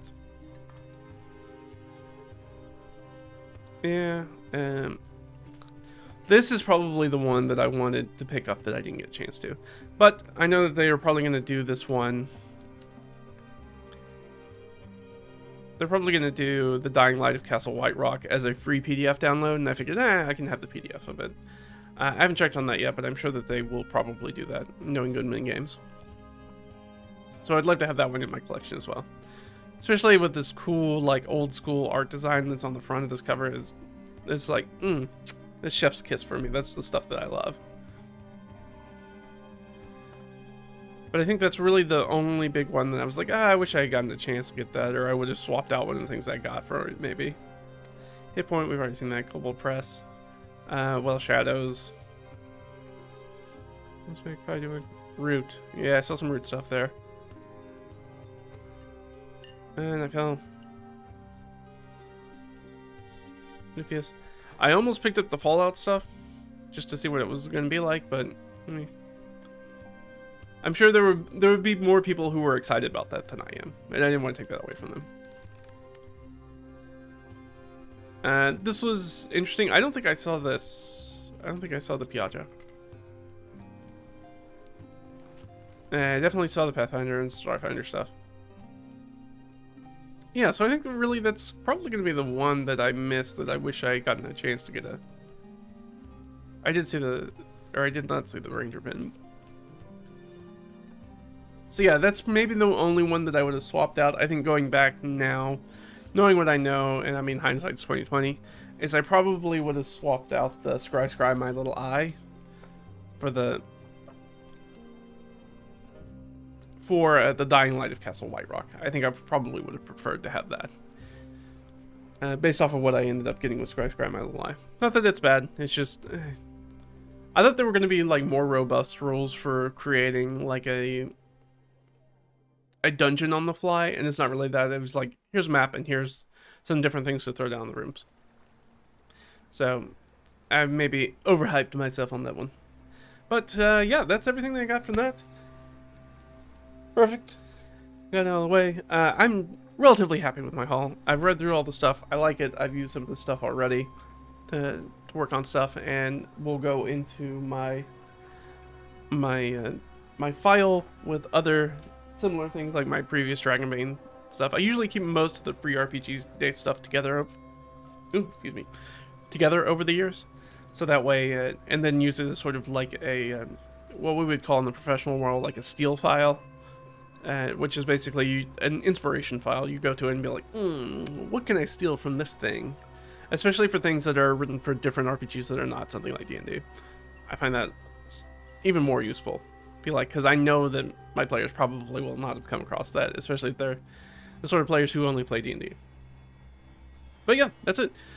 So I think what I'm going to do is I'm going to take a very quick bio break. Then we'll come back and we'll talk about some of the RPG stuff that's happened since we didn't stream last week. We've got 3 D&D games to talk about.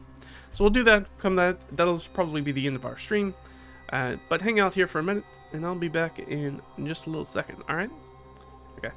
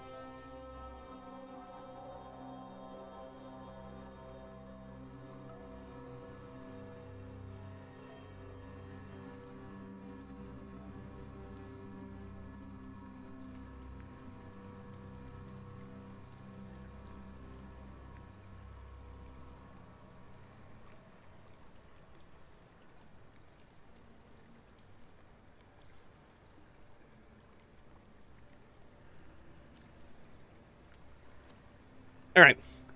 How's it going, everybody? We're getting back to it. All right. So first, I want to talk a little bit about sort of my Friday game, which we had one session of. This is the game that I am a player in. I'm trying to think of. I love doing these back to back when I get to show off how different the game is that I run versus the game that I play in. Two very, very different. It's not necessarily that the game styles are particularly different, it's that the playstyle of the players are so different. So in the Friday game in which I'm a player, we have two players who are pretty big on sort of like the investigation aspect, and we have one big actor in our group, so we do a lot of RP, we do a lot of talking in that game, like a lot of talking. And there's a lot of like trying to uncover what's going on. There's a lot of, it's not necessarily mystery, there's some mystery, but it's really more, I guess, intrigue. And so going through that, so that's always a lot of fun. So, but we're kind of like in between things because we had just finished off, and I think I talked about this in the last stream, that my character just finished off one of their backstory things where we had, in a very sort of like surgical strike way, like a SEAL Team 6 kind of way, gone in, used silence, blown up a bridge to get, somebody had an item that my character wanted, and so we blew up a bridge when that person was in the carriage being transported back under a silence spell, so nobody heard the explosion. Carriage falls down off the bridge into the river below. We swarm it, drag the guy, out of the carriage, kill him, chop his head off, take his boots, which are the items we wanted, take his head and his boots, and then just kind of disappear back into the night. It's one of those things where it's like a lot of stuff happens in just, in D&D combat rounds. So, this is something that happened is maybe realistically maybe 2 minutes of action, and then it just gone like ghosts in the night. So it was very cool. It's one of those rare circumstances where you make a plan and then the plan just kind of works, surprisingly, and the dice roll back you up, and you hit people hard and fast, and you kill the bad guys, take their stuff, and get the heck out of Dodge. So this was sort of happening after that. So we got back, we took basically a week of downtime. We had our beach episode, which happened essentially off screen, our anime beach episode. So we didn't RP that. We could have, but instead we were like, we just got out of town for a little bit. So we came back after about a week of relaxation. We find that the guards are actively investigating about the bridge crimes, not surprisingly. My character was trying to eavesdrop a little bit as to what's going on, like what they were thinking, what they were talking to people about. Accidentally gets pulled into discussing it. Good to know that my character has zero social skills. Like, has a 10 in charisma, has no proficiency in persuasion, intimidation, deception, anything. He's not that kind of character. And this was a spot where it's like, I'm going to put my character, because I think that my character would be interested in hearing this information and even potentially talking to the guards. Felt confident about talking to the guards, even though I know as a player that he's not going to be good at this. And he was not, and I rolled not well, and they got very suspicious and had me bring them back to our ship where the rest of our people are, and I kind of foisted them off as fast as I could on our warlock, who is a charisma build and can talk to them and lie to them, and help me with my story. Yeah, we found out there's a blank bounty for basically the helmet of the guy whose head my character cut off, and it's a blank bounty, like kind of however much money you want, you get to write your own blank check for it. For basically information leading to both the head and the person who last had the head, which is, my character. And so then he was asking me about, like, oh, what did I do with it? And I didn't really thought about it, so I thought about it very quickly. And be like, okay, what's the most reasonable thing that my character would do? When we were immediately going out of town, I took the guy's head with us. I thought about investigating it further, but then because his head was stuck in the helmet and it's carved with these runes, and we got it back and took a quick look at it, but couldn't really decipher it very much out of it.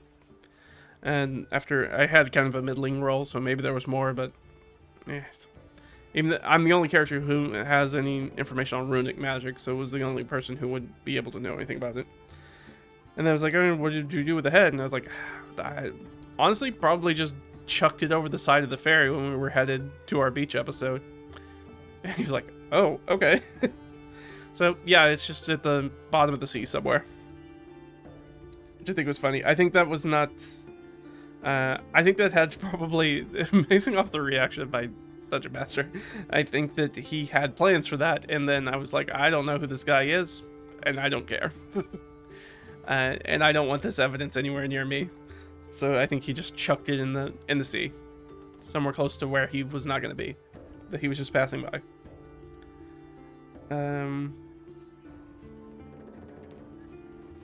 Our other character finished their cockatrice masterpiece dish.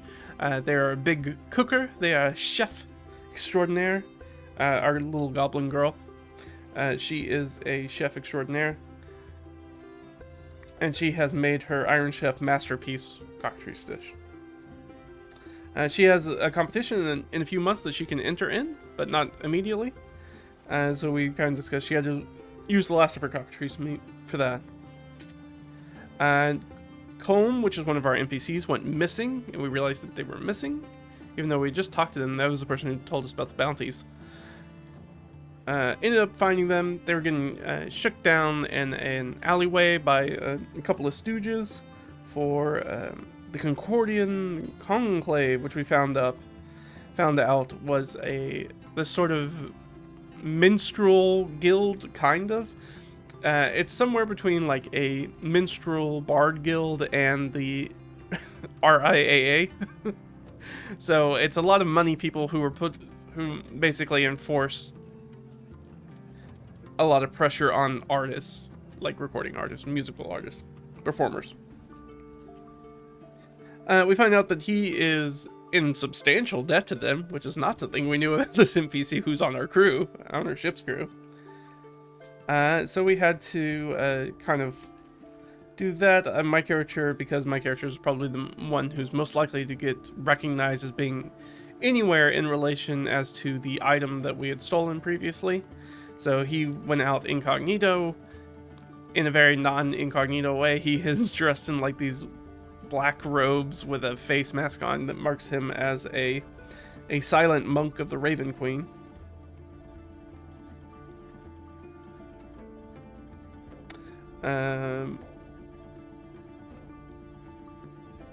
Which comes up with this stuff, and then we go way off the rails very, very quickly.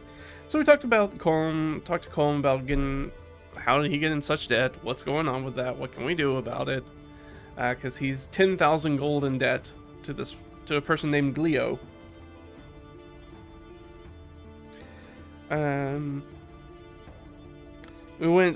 We had this time period, it was the end of our downtime, where we had a couple of weeks where we just have nothing to do until we needed to go back to meet up with the Shogun of a different civilization. So we knew it was pretty close by, we didn't have to travel very far, it's only going to take us like 2-3 days to get there, something like that. So it's not going to take us very long, so we had some time. So we were just kind of filling time, that's kind of what this session was. So we're like, okay, well, we talked about these people, we'll talk about these people. We're like, oh, there's supposed to be some more lizard folk on this island, let's go talk to them. They're from a different tribe than Myrick, the lizard folk that we have with us, who is a green lizard folk. Kind of a dead end, they didn't really give us any information. They kind of told us that, hey, if we want any more information about the curse that's afflicting Myrick's people, we gotta go check out their ancestral homeland. We're like, alright, well, add it to the list of stuff we can do when we get time. To investigate that, and Agama, who was their leaders. And a little backstory for the world is that Agama, there was a gigantic sort of like aggressive lizard folk civilization that's very sort of like Mesoamerica kind of focused, not surprisingly. That tends to be, lizard folk kind of tend to naturally kind of fall into that tropishly. And so we've gotten a vision of them. We got a cool drug dream sequence where we got to fight with Agama in his conquests, which was very cool. Playing as different lizard folk kind of monsters. So we didn't get anything there. There was a shipwreck that we came across off the coast just as a random encounter. We all got excited because we were going to go fight a giant octopus, only to find out that the giant octopus is way below our level.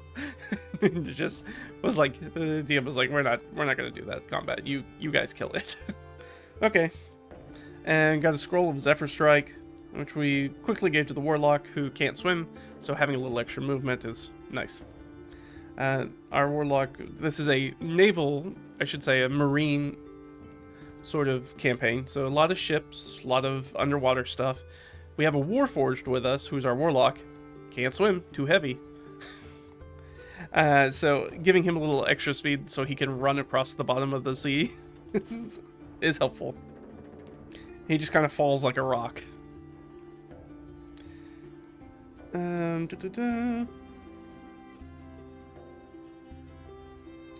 That stuff. We had a little bit of extra time, so we were like, okay, what do we want to do? It was like, well, we could go check out that Library of Storms. That's supposed to be...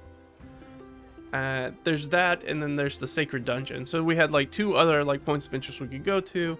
One of them, the Sacred Dungeon, is just a straight up mega dungeon. Our DM told us, he's like, hey, that's just a mega dungeon.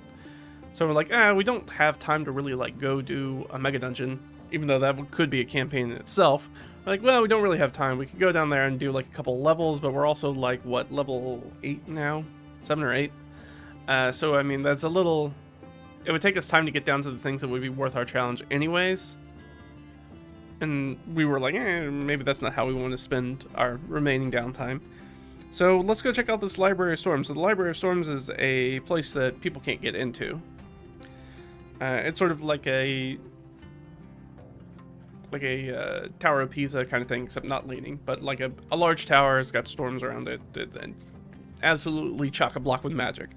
It is got all kinds of magic going on. So we go out there and start talking to the people. There's like a giant encampment of people who are constantly trying to get into this place. Talk to Thaddeus Leald, who's sort of like the camp foreman. Lots of people trying to get inside. Found out that on the door there's a mixture of Celestial and Giant script. And we learn a little bit more about that, a little bit more about Blackwing and Azamar, which we think are related, are the ancient people of this place. There's a nearby settlement of them. Made a copy of the door runes just so we can look at them. We learned that the door only appeared 20 years ago, even though the library is much, much older than that. Then we went and took a look at the door. Nerul is mentioned in the tower script. And then that triggers basically a fugue state for our Warlock, and this has happened multiple times. Our Warforged Warlock is very old. He is like thousands of years old. And he has been inert for a very long time. So the world is very different than the last time he saw it. His empire that he was a soldier for no longer exists. But seeing Nerul triggered him, and sometimes this has happened multiple times, where he gets triggered about some locked away memory from his old life, and he kind of goes into a catatonic fugue state as he sort of like relives these memories. So he relived a memory of him being with his brethren, which gave us more questions about what's going on. We kind of came to the conclusion, or our working hypothesis, I should say, is that the queen that he was serving, we believe, may have ascended to become the Raven Queen. Because Nerul, who is mentioned on the tower, the library itself, is the god of death, but it's the old god of death, and the Raven Queen is the new god of death. So the working theory is that she ascended and displaced Nerul.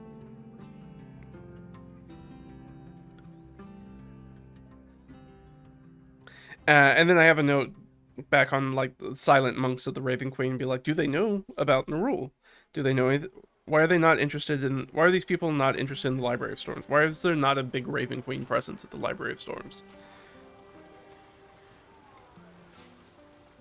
Like, why are they not interested in this? So those are questions that I have for myself. And be like, why?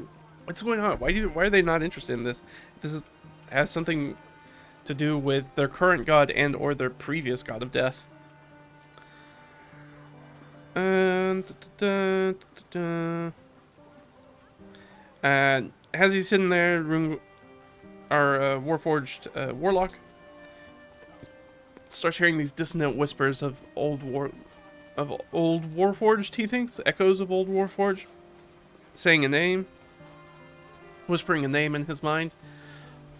Then he says the name out loud, and that triggers the door. By the way, the Library of Storms, named so because it usually shoots people with lightning when they try to get inside.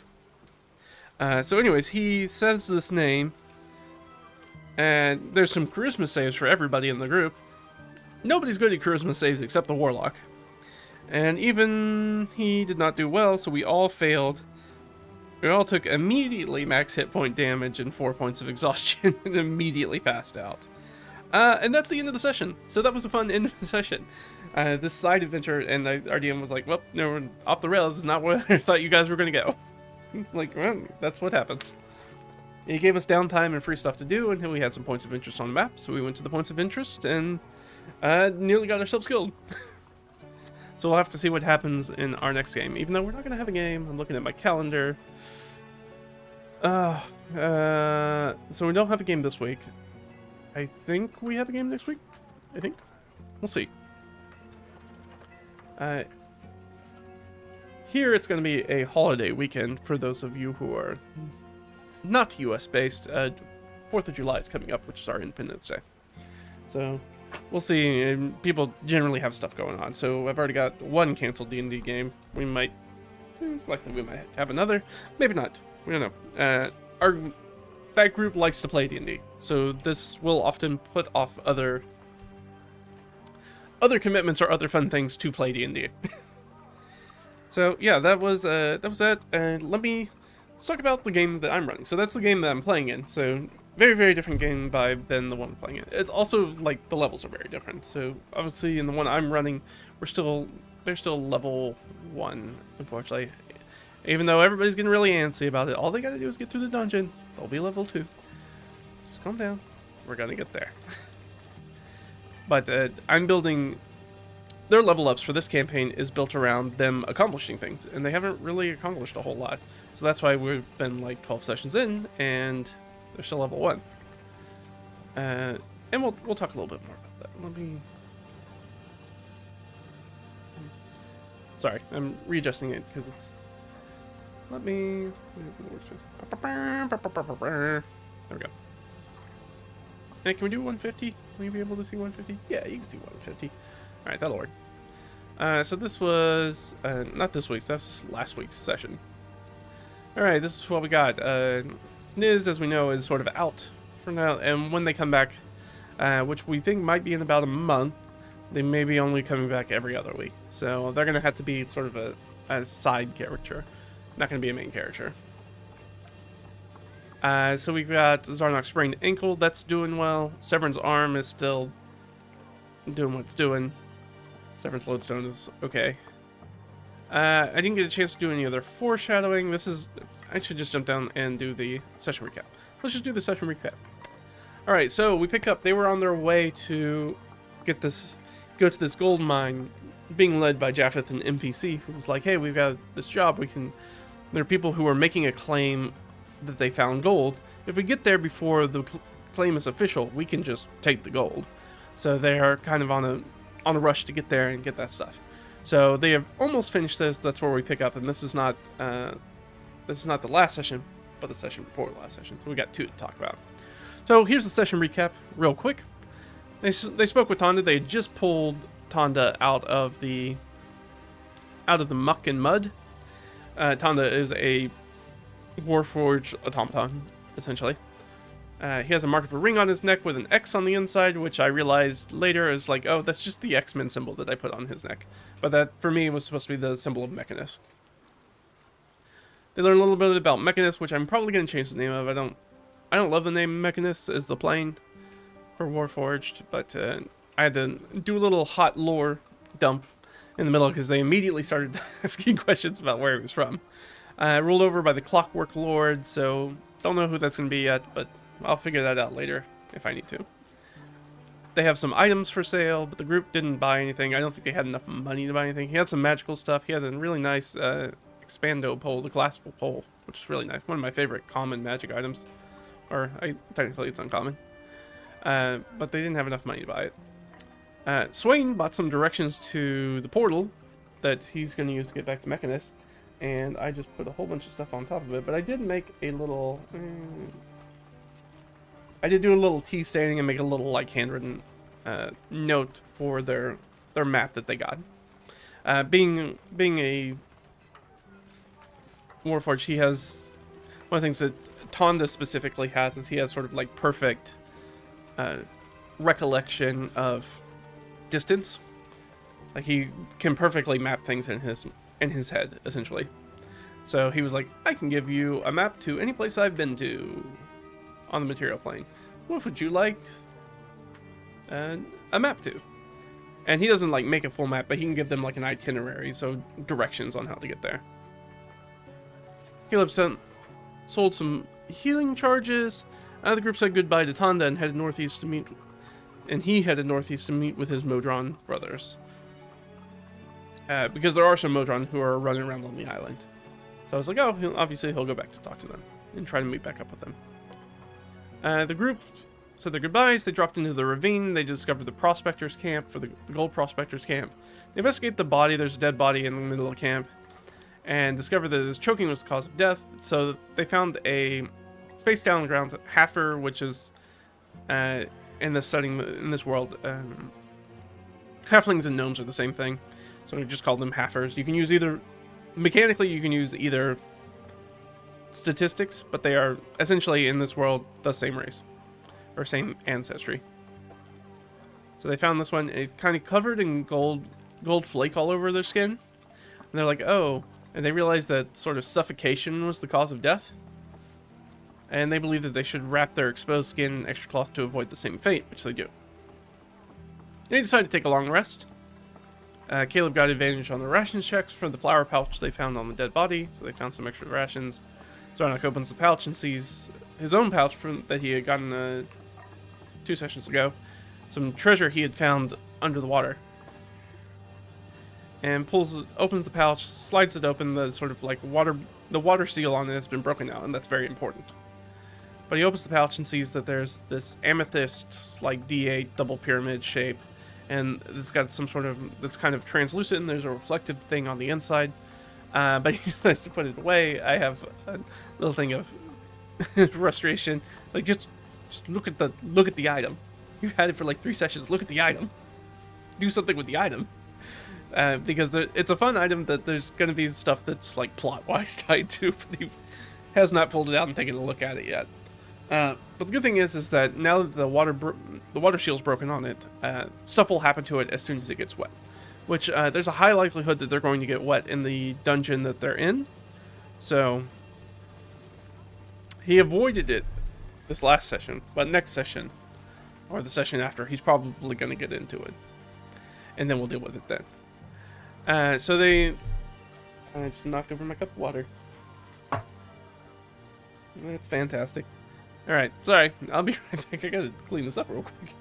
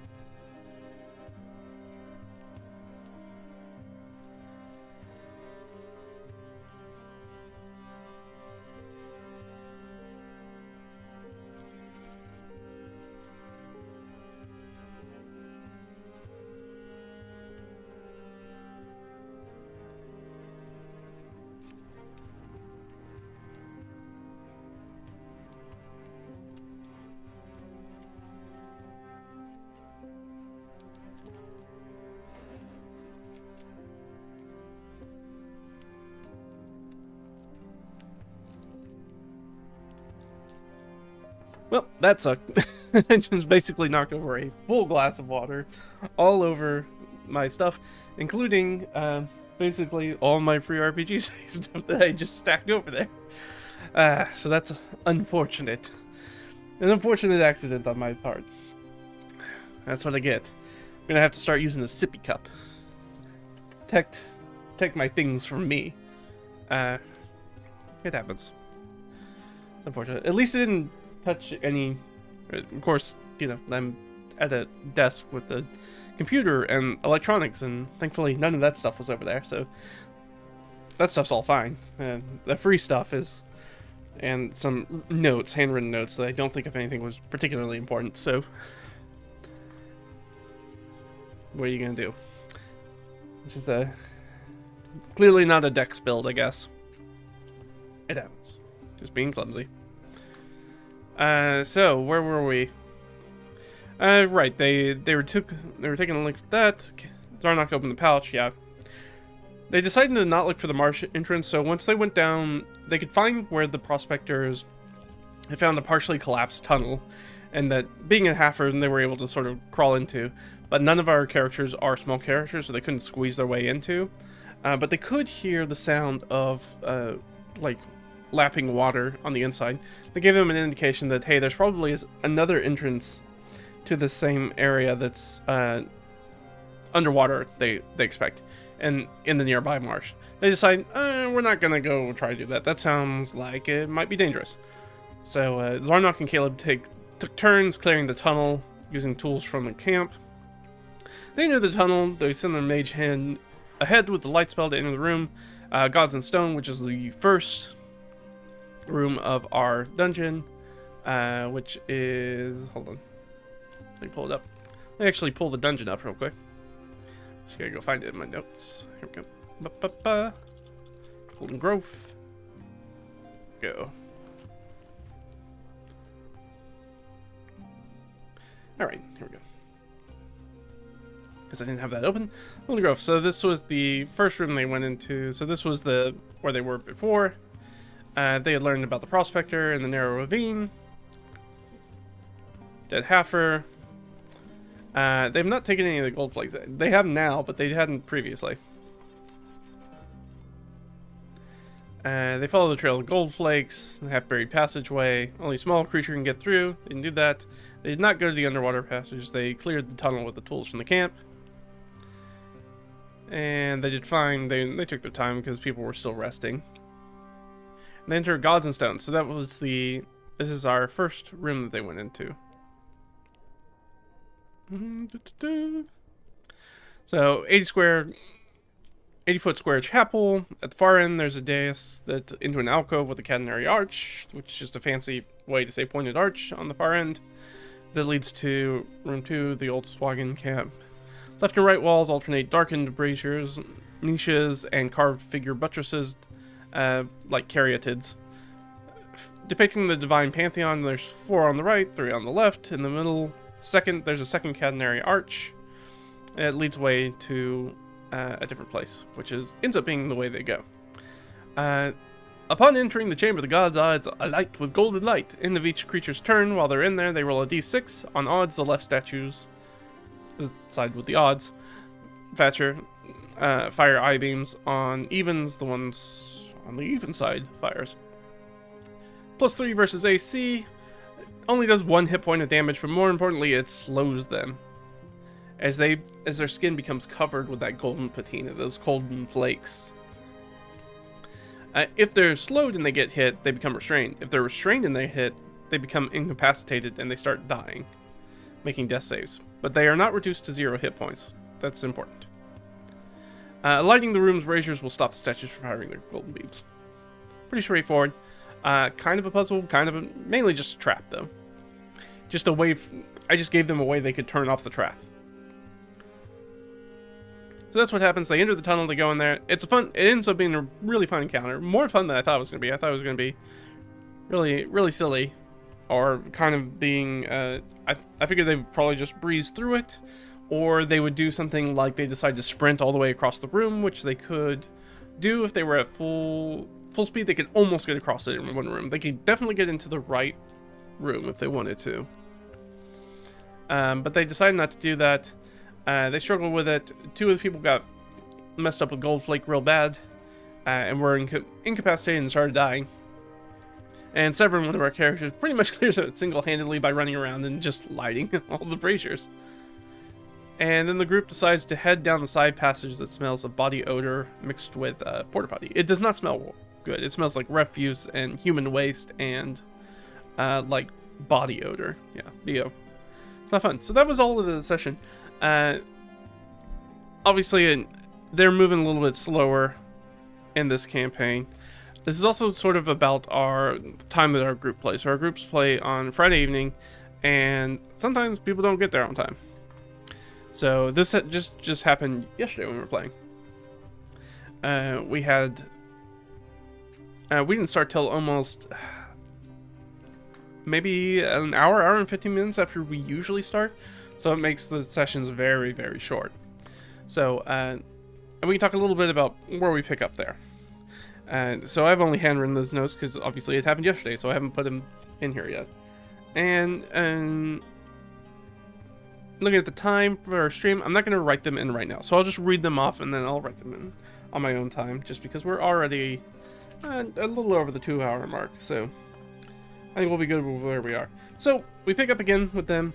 It starts at about 8 p.m. in world time because they took their long rest in the middle of the day. Essentially, they're about to get a shift work syndrome because they've been doing a lot of night traveling because they've been trying to hurry to get to this place. So they've been sleeping during the day.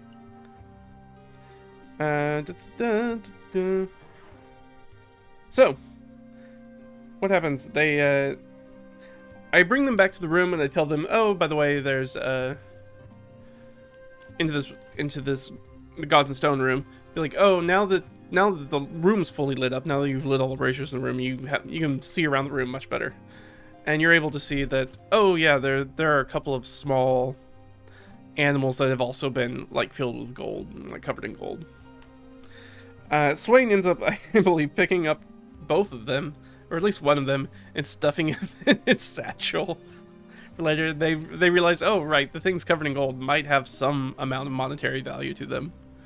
And even if it's just gold flake, like it's not going to be a lot, I believe. Getting the stuff from the one in camp, if they had taken the time to sort of scrape or collect all the gold flake, they get like 20 silvers worth. So it's not a lot because it's like super, it's like gold schlager, like gold leaf. It's very, very fine. It's mainly that it covers up your skin and screws with your respiration and stuff. And the idea that like, hey, if you're a tomb robber and you walk into a place you're motivated by greed, then greed is the thing that ends up killing you, which is just a little narrative flair, just a little irony. So they do that. They decide to head back the way they were going, or in the direction they had chosen to already go, which was down to the next room, which is Skeleton in the Ointment. So they reach a stone door that at first they didn't realize was a door, but then because it's not very worked. Nothing in here has really worked very well so far. But then they realize it's a door and they push it open. And they find a room that's primarily the middle part of it is primarily a pool with just like a walkway around the edges. It's like a rectangular room. In the center of it, they see that there is a skeleton that seems to be standing up in the pool, limply standing up. They do a little bit of investigation. They're a little worried about the skeleton's going to do something. The skeleton is a red herring. The skeleton doesn't do anything. It's just a skeleton. If you investigate it, it tells you some stuff about the room, but in itself, it doesn't animate or anything. They don't learn anything, and nobody gets in the pool to really check it out. But they do. The pool itself is not filled with liquid. It's more of like a viscous, almost like melted candle wax, like partially melted candle wax. Like it's incredibly viscous. Like you can get down into it, but it is very like waxy and smells really bad, and there's organic matter that's in it. It's very gross. Let's put it that way. It's very gross. So they were worried that the contents of the pool itself was probably going to be like an ooze or a slime or something, which they've already fought oozes, so you know, not a dumb idea, but it is in fact not. they're trying to figure out what's going to happen in the room. They don't quite get there, though. As they start to work their way around the room, part of the room goes dark with magical darkness. A creature descends on Swain, who's the first one in line, and hits Swain, and then actually pulls him into the pool, which doesn't do any damage to him. The pool doesn't have it do any damage. The only thing the pool does is it makes it hard to get out of the pool. So it's a little thing. It's a very straightforward kind of encounter.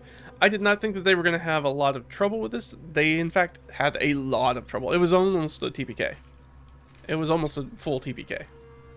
And this is something that I want to look up, because I think this has been something that's changed. Let's go to a couple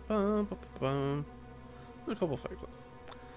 So we need to look up Dark Mantles, which is what they were fighting. Bunk. So they fought 3 Dark Mantles, which is considered in the new 2024 rules a moderate encounter, which I believe it was a more difficult encounter in the 2014. Because each character at first level should only be worth a quarter CR monster. So having 3 half CR monsters is way high. And I think they changed this because a lot of people are like, oh, the monsters are underpowered. And a lot of DMs struggle with having combat encounters that their players don't just absolutely trot over. I'm gonna be honest, as a DM, I don't really ever have that problem very often. Not ever. I shouldn't say absolute. I rarely have that problem. It's more likely that I have this current problem, which is like I have a moderate encounter and I almost wipe the floor with my players. Just because I guess some of it's tactics, like I put the monsters in a room in which that makes sense that they would be in because it puts the advantages to them. If you're plumbing a dungeon and the monsters that live in the dungeon live in things that are most familiar and advantageous to themselves, like this room. So this room has a pool on the floor, but I also said, hey, it has a barrel vault ceiling. So for those of you who don't know what a barrel vault ceiling looks like, let's do that.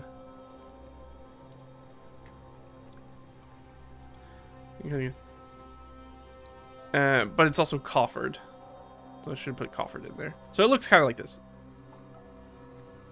So there's lots of little crevices to hide in.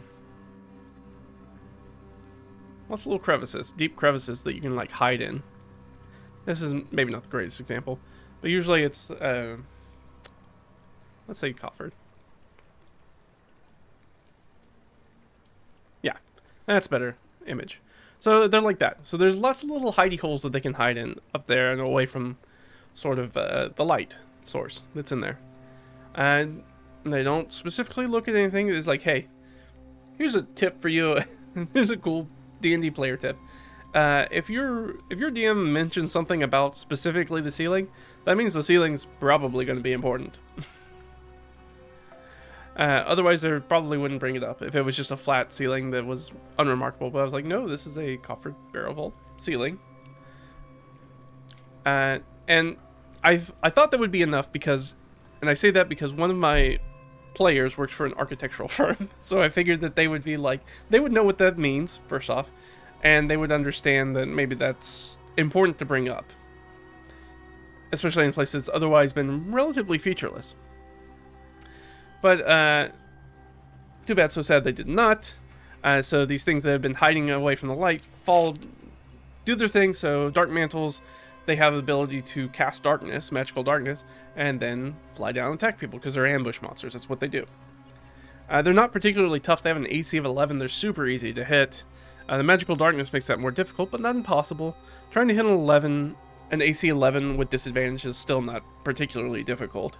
You don't have to roll particularly well. But falls down on Swain, grabs Swain, pulls him down into the pool. Nobody else can see Swain. Our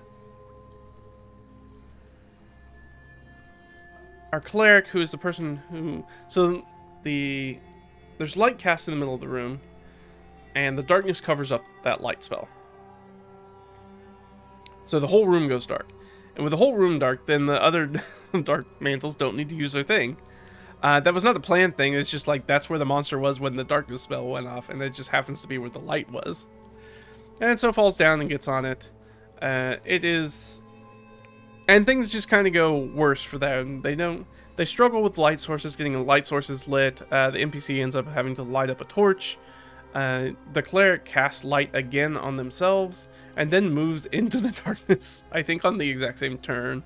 So then plunging the room back into darkness again for the rest of the players. So it was an encounter in which light was very important, and it was not... They didn't really make it very important to them. Or didn't go out of their way to get it. But it was something that I wanted to focus on, to be like, hey, light's very, very important in the dungeons. It's very important to know, like, hey, who's got the light? Who's got the light source? Where are they at? And I knew it was going to be very important for this one, so I had to make sure beforehand, be like, okay, who's in the marching order? Where's the light at? And they had the light in front of them. That's why it was in the center of the pool, and unfortunately got covered up by the magical darkness. Yeah, I mean, there's not much to really say about the fight. Actually, all the PCs end up going down in this fight.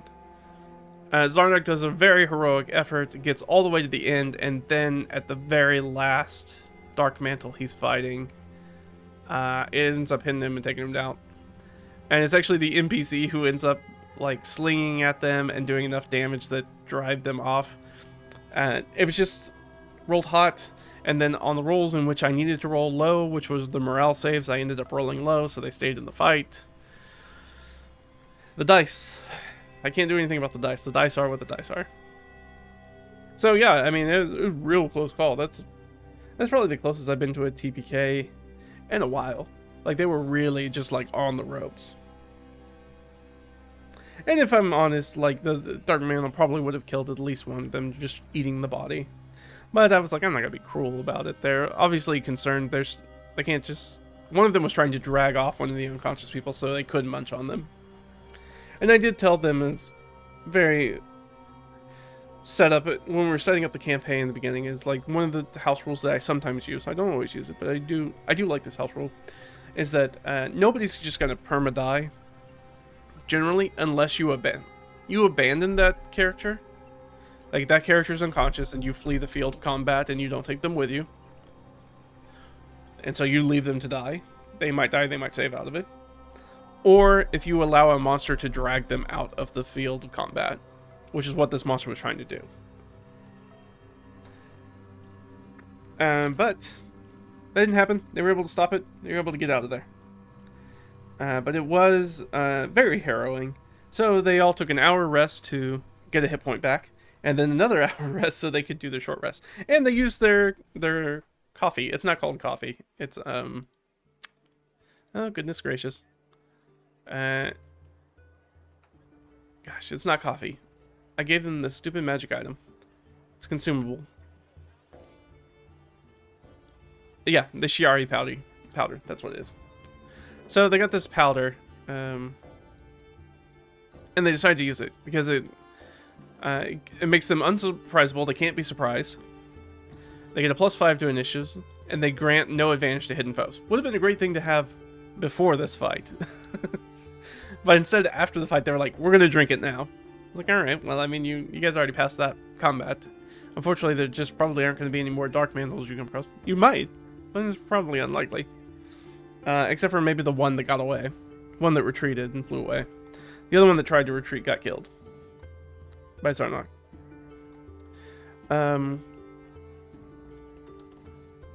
They move further into the dungeon. They following the drops of blood Dark Mantle's leaving behind. This is where the party again starts to argue a little bit about what they want to do. So Swain and Caleb are like, we're gonna march forward. We're gonna try to get some money out of this expedition. That's what we're here for. Let's do it. Swain's player is also motivated because they want to be level 2. They desperately want to be level 2. And I think everybody does now. And I think I'm starting to feel a little bit of consternation from the players. They really want to be level 2. They're really tired of being level 1. And I get it. You got to get through the dungeon, though. Like, you guys abandoned the first dungeon. That was the problem. It's like, you guys could have been level 2, even level 3 by now. But you guys abandoned the first dungeon, and then you guys haven't really picked up on a specific adventure or storyline or anything that you've kind of brought to a completion. They've just kind of been bouncing around between some piddly little stuff, which isn't really, in my mind, wasn't anything that was grand enough to warrant a level up. Some of the stuff they did, but this will, if they get through the dungeon. If they bring this to resolution, then in whatever form, that doesn't mean they have to be successful. They just have to bring it to resolution in some way. Like they can get through halfway through the dungeon, and then decide, actually, things are bad in here, and we're going to abandon it. But what we're going to do instead is actually we're going to collapse this tunnel back in and completely seal it off. And I might consider that, be like, all right, that's enough. You guys can level up from that. Yeah, you brought this to a close. You don't get anything out of it, but you brought this to a close. But anyways, they took the Shiari powder, and they are back in it to win it. So they go past their golden beams. They don't take this way. They don't take this way. They go to Skeleton in the Ointment. That's where they had the fight. They did not investigate the skeleton, which is the only thing that has loot on it. They didn't investigate the skeleton, which would have given them a tarnished wand to produce flame. Like I said, sometimes they don't get very motivated to go looking for the treasure. It's like there's treasure, but you gotta get it. You gotta get it. You gotta loot those bodies. Loot the bodies and get it. So maybe they'll come back, maybe they'll investigate it. They didn't want to spend any time in the pool, even though the pool has done nothing bad to them. Other than smell bad, it makes it kind of hard to like wade in because it's incredibly viscous. It's not particularly difficult to go through. The way I kind of described it to him is like, it's kind of like a warm grease trap. Like it's just kind of gross to get through. And then they moved on, and they went to the random encounter spot to check. They checked for random encounters. Like I said, the party kind of split up. So Swain and Caleb went forward. Japheth, who's the NPC, is hanging out with Zarnok, and then they decide after a few moments, like, we'll follow them. So I was like, oh, okay, so you guys are like maybe a minute or two behind them.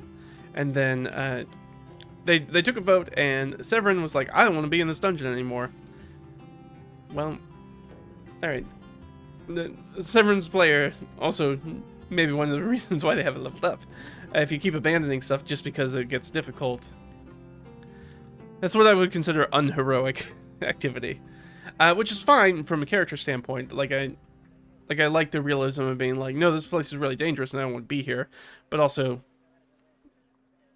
you as a player at the table have to lean into the adventure and find a way for your character to keep doing the adventurous things. To come up for a reason for why they stick around. So anyways, he decides to go back. Severin goes back. So they split the party. Because of course they do. Which means that the first three of the characters are heading one way with the NPC, so they all do their random encounter check together, pass it, no problems. Severin stays behind. He does a random encounter check, rolls 1, which means a random encounter happens. So he's going back to right at the passageway, right where it goes back into the Gods and Stone room with the golden eye beams. But the braziers are still burning, so that's completely not working. And then, of course, we got to do the split the party thing where I narrate a little bit for here, a little bit for here, a little bit for here, and now I've got them in 3 spots, and then most of the PCs get together. So we'll just do all Severin's real quick. So Severin goes back, he hangs out, he immediately hears the jangle of what sounds like people in armor coming in his direction from the other end of the Gods and Stone room. He does a little hide, and the hide's successful, but he can't see. He did like the sort of like cat thing where he like gets up and like holds himself above the doorway, like spread out all around the walls, like holding himself up on the walls. But he can't see, so he has to like do a little acrobatics check to get down there and see, and then he can see and does some like things to kind of spook them off, but is surprised that they aren't spooked off, that actually draws their attention. And then it's only when he looks down that you realize he's able to see one skeleton in this tatty like linothorax armor that's way outdated, looking around as if they're looking for the source of whatever's making that noise. Makes another little stealth check, starts poking it back to everybody. While that's happening, the rest of the group comes up across a gate, a barred gate that's in their way. And they see through the gate. The room goes on for what, like 20 feet or something, maybe a little further than that. Then there's another barred gate on the other side, and they look in, they can see 2 clay soldiers that are in there. And beyond that, in the room, and beyond that, they can see that on the wall there is a, like, very much the ye olde magical equivalent of in case of fire break glass kind of situation, but it's just a spell scroll that is lashed to the wall. Spell scroll tube, I should say, that's lashed to the wall and has some writing around it. They're a little far, and so they can't really read it very well. They open up the door, and as they open up the door and try to interact with these clay soldiers, they turn their attention to them, but don't act. And so there's a lot of back and forth, like they're trying to figure out, okay, what can we do without these things attacking us? Caleb, who's our cleric, is able to step inside, and they kind of level their weapons at him, and they hold out their hand expectantly as if he's supposed to give them something. He gives them, I think, 1 or 2 different things that don't work, and then eventually he puts his holy symbol in their hand, and then they hand it back to him and remove their weapons from it. Because he's a cleric of this same sort of pantheon of gods. Like, oh, you're okay to be here. Like, that's what we were looking for, is something that says that, hey, you belong here. And so that was enough. So he kind of slides past him. He's able to investigate the scroll tube. It says some language that I came up off the top of my head just to kind of give them some more indication about what this is, because they weren't, probably my bad in explaining it. Like the emergency glass break here is that was the vibe I was going for, not the actual description of the thing, so they were a little confused. So I put some text there so they can understand that basically this is in case the guards start doing weird stuff, you use this. So they pop it open and they pull it out. They can't really read it though, and they can only read the warning text a little bit because it's like religious Latin equivalent, the fancy equivalent of like church Latin, ecclesiastical Latin, and he can only kind of read it like it's an old form of it, but he understands pretty much what it says. But he can't read the spell scroll, so he takes it back to Swain, who's an arcane caster, hands it to him, and it's like, yep, you have this on you. This is dispel magic. So they have a scroll of dispel magic. They decide not to use it on the clay soldiers. They talked a little bit about the clay soldiers. This is at Severance coming up, and they're like, hey, will you help us? There are some skeletons coming. And, you know, are you guys... They try to ask them some qualifying questions, like, are you guys on the same side as the skeletons? The clay soldiers have very limited intelligence, so they kind of get some vague answers back, and they can't speak, so they can only nod or shake their heads. And so, if the answer is yes, they both nod their heads. If the answer is no, they both shake their heads.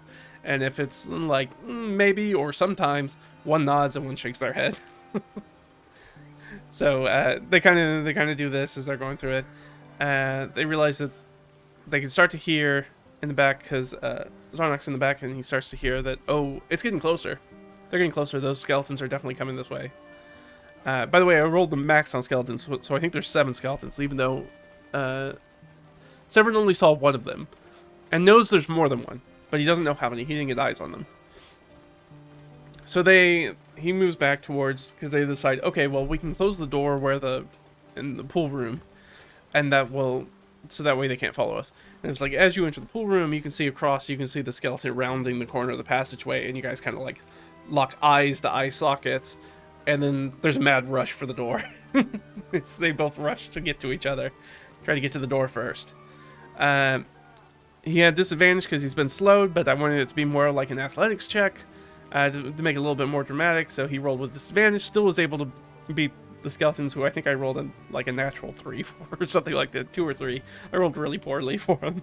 And so I was like, yeah, you get to the door just as they're there, and you're able to like sort of slam it in their face.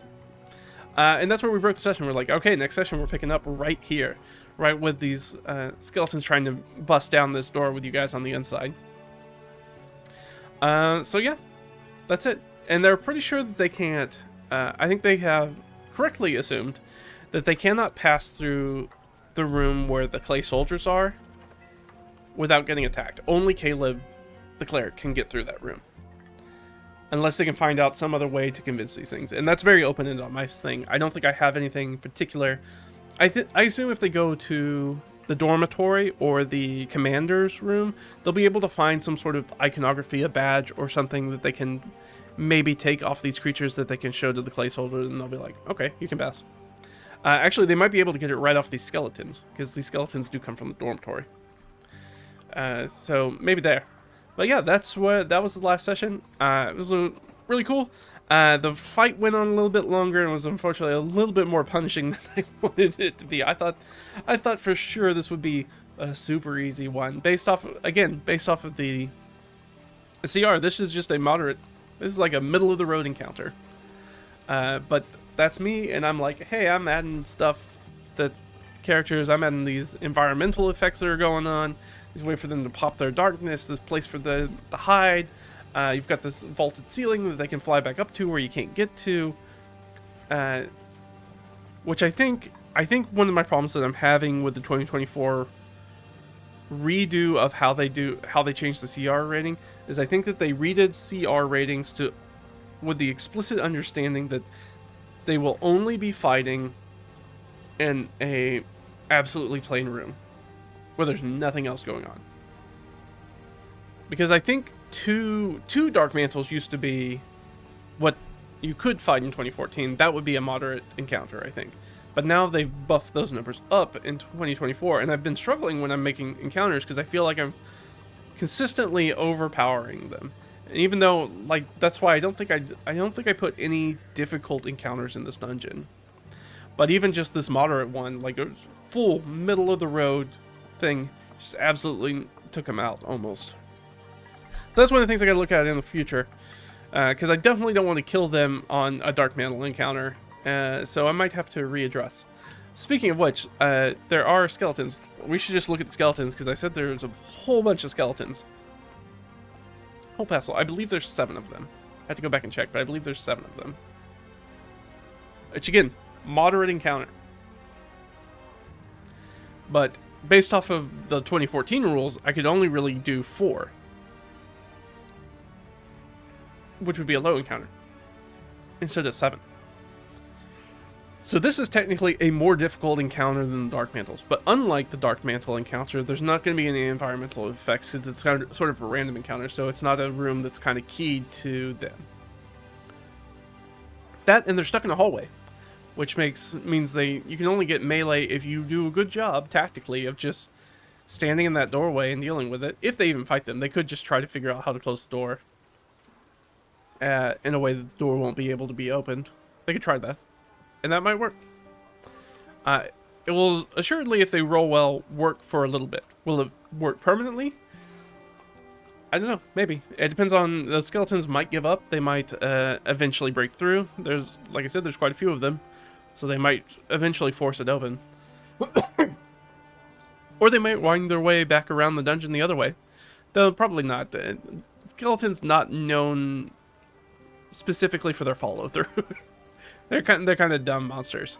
So they might just bang on this door for a little bit and then go idle and just hang out there. They might go back to the dormitory. They might wander around again. But that is the random encounter. So it kind of pushed them back into the dungeon. So the random encounter did what the random encounter is supposed to do, which means like, hey, you can't just hang out here, man. You're in a dungeon. What are you doing? There's monsters all over the place. Of course they're going to come across you.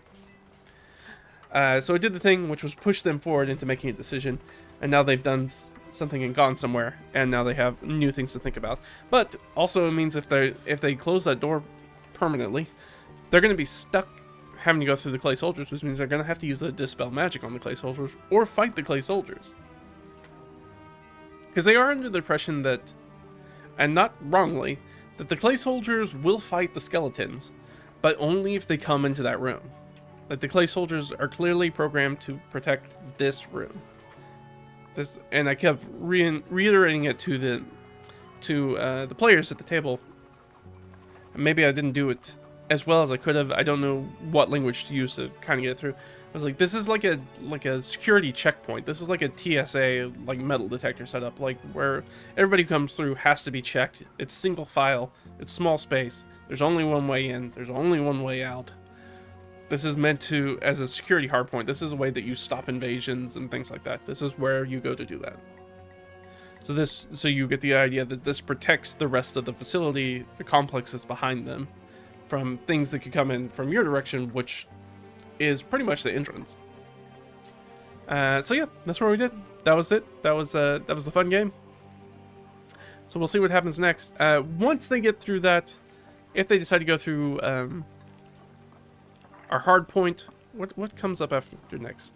I think they have a T intersection, which leads to area 4 or 7. Now, if they go to 7, that's the commander suite, and then they'll get some juicy information there. Or they can turn the other way and then go to Dark Stormy Waters, which is the room I prefer they go to, because that's the room that's got all the water in it, so Zarnok can get in the water.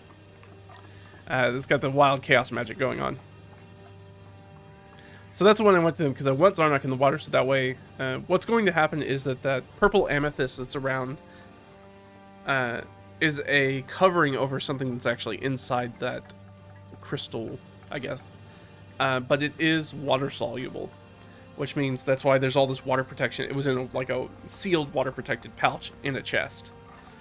But now that seal's been broken, once he goes underwater, that will get wet, which means it will be freed back into the water. And speaking of which, I should probably think about what that's going to mean next time, because I want some sort of magical effect to go off when that happens. I guess I won't know that until I know how it gets wet, because I think that will be dependent. So like maybe if it's in Dark Stormy Waters, it might just stop everything that's happening in that water. Maybe. I have to think about that. But that'd be a cool way to sort of bring it out in a very positive way, because I don't want it necessarily to be a negative magical effect that happens to them. God knows I punch them in the breadbasket enough. I don't need to go out of my way to do it. They get roughed up enough on their own. I don't need to be going out of my way to do it. But that's everything for this stream. Hopefully you enjoyed talking about the D&D stuff. You can see that this game is very different from the game that I'm playing in, and how it's going, and how the players act, and sort of the vibe and theme of it. Very different. As well as enjoyed the free RPG Day stuff. I know you can't see it, it's behind me, that I just spilled an entire cup of water on. So hopefully it's not all ruined. Most of this stuff has really glossy pages though, so it should be fine. But that's it for me. Thanks for hanging out. This is always fun. And we'll see what happens in the next week. Well, actually, we don't really have one D&D game next week. Well, in a bit. So maybe I've got some other stuff that's in the queue that I want to do for our next stream. I got a few things that I'm putting together. Some Let It Ride stuff, talking about that. Talking about some stat block stuff. We got some other things that I want to dig into. Like I said, with work being so busy and stuff, I just really haven't had a chance to really do some more fleshed out things, kind of talk about some of that stuff. But I really want to get back to it. So I'm hoping that will happen soon. Sooner rather than later. But thanks for hanging out with me, and I'll see you guys next time. Alright? Bye-bye.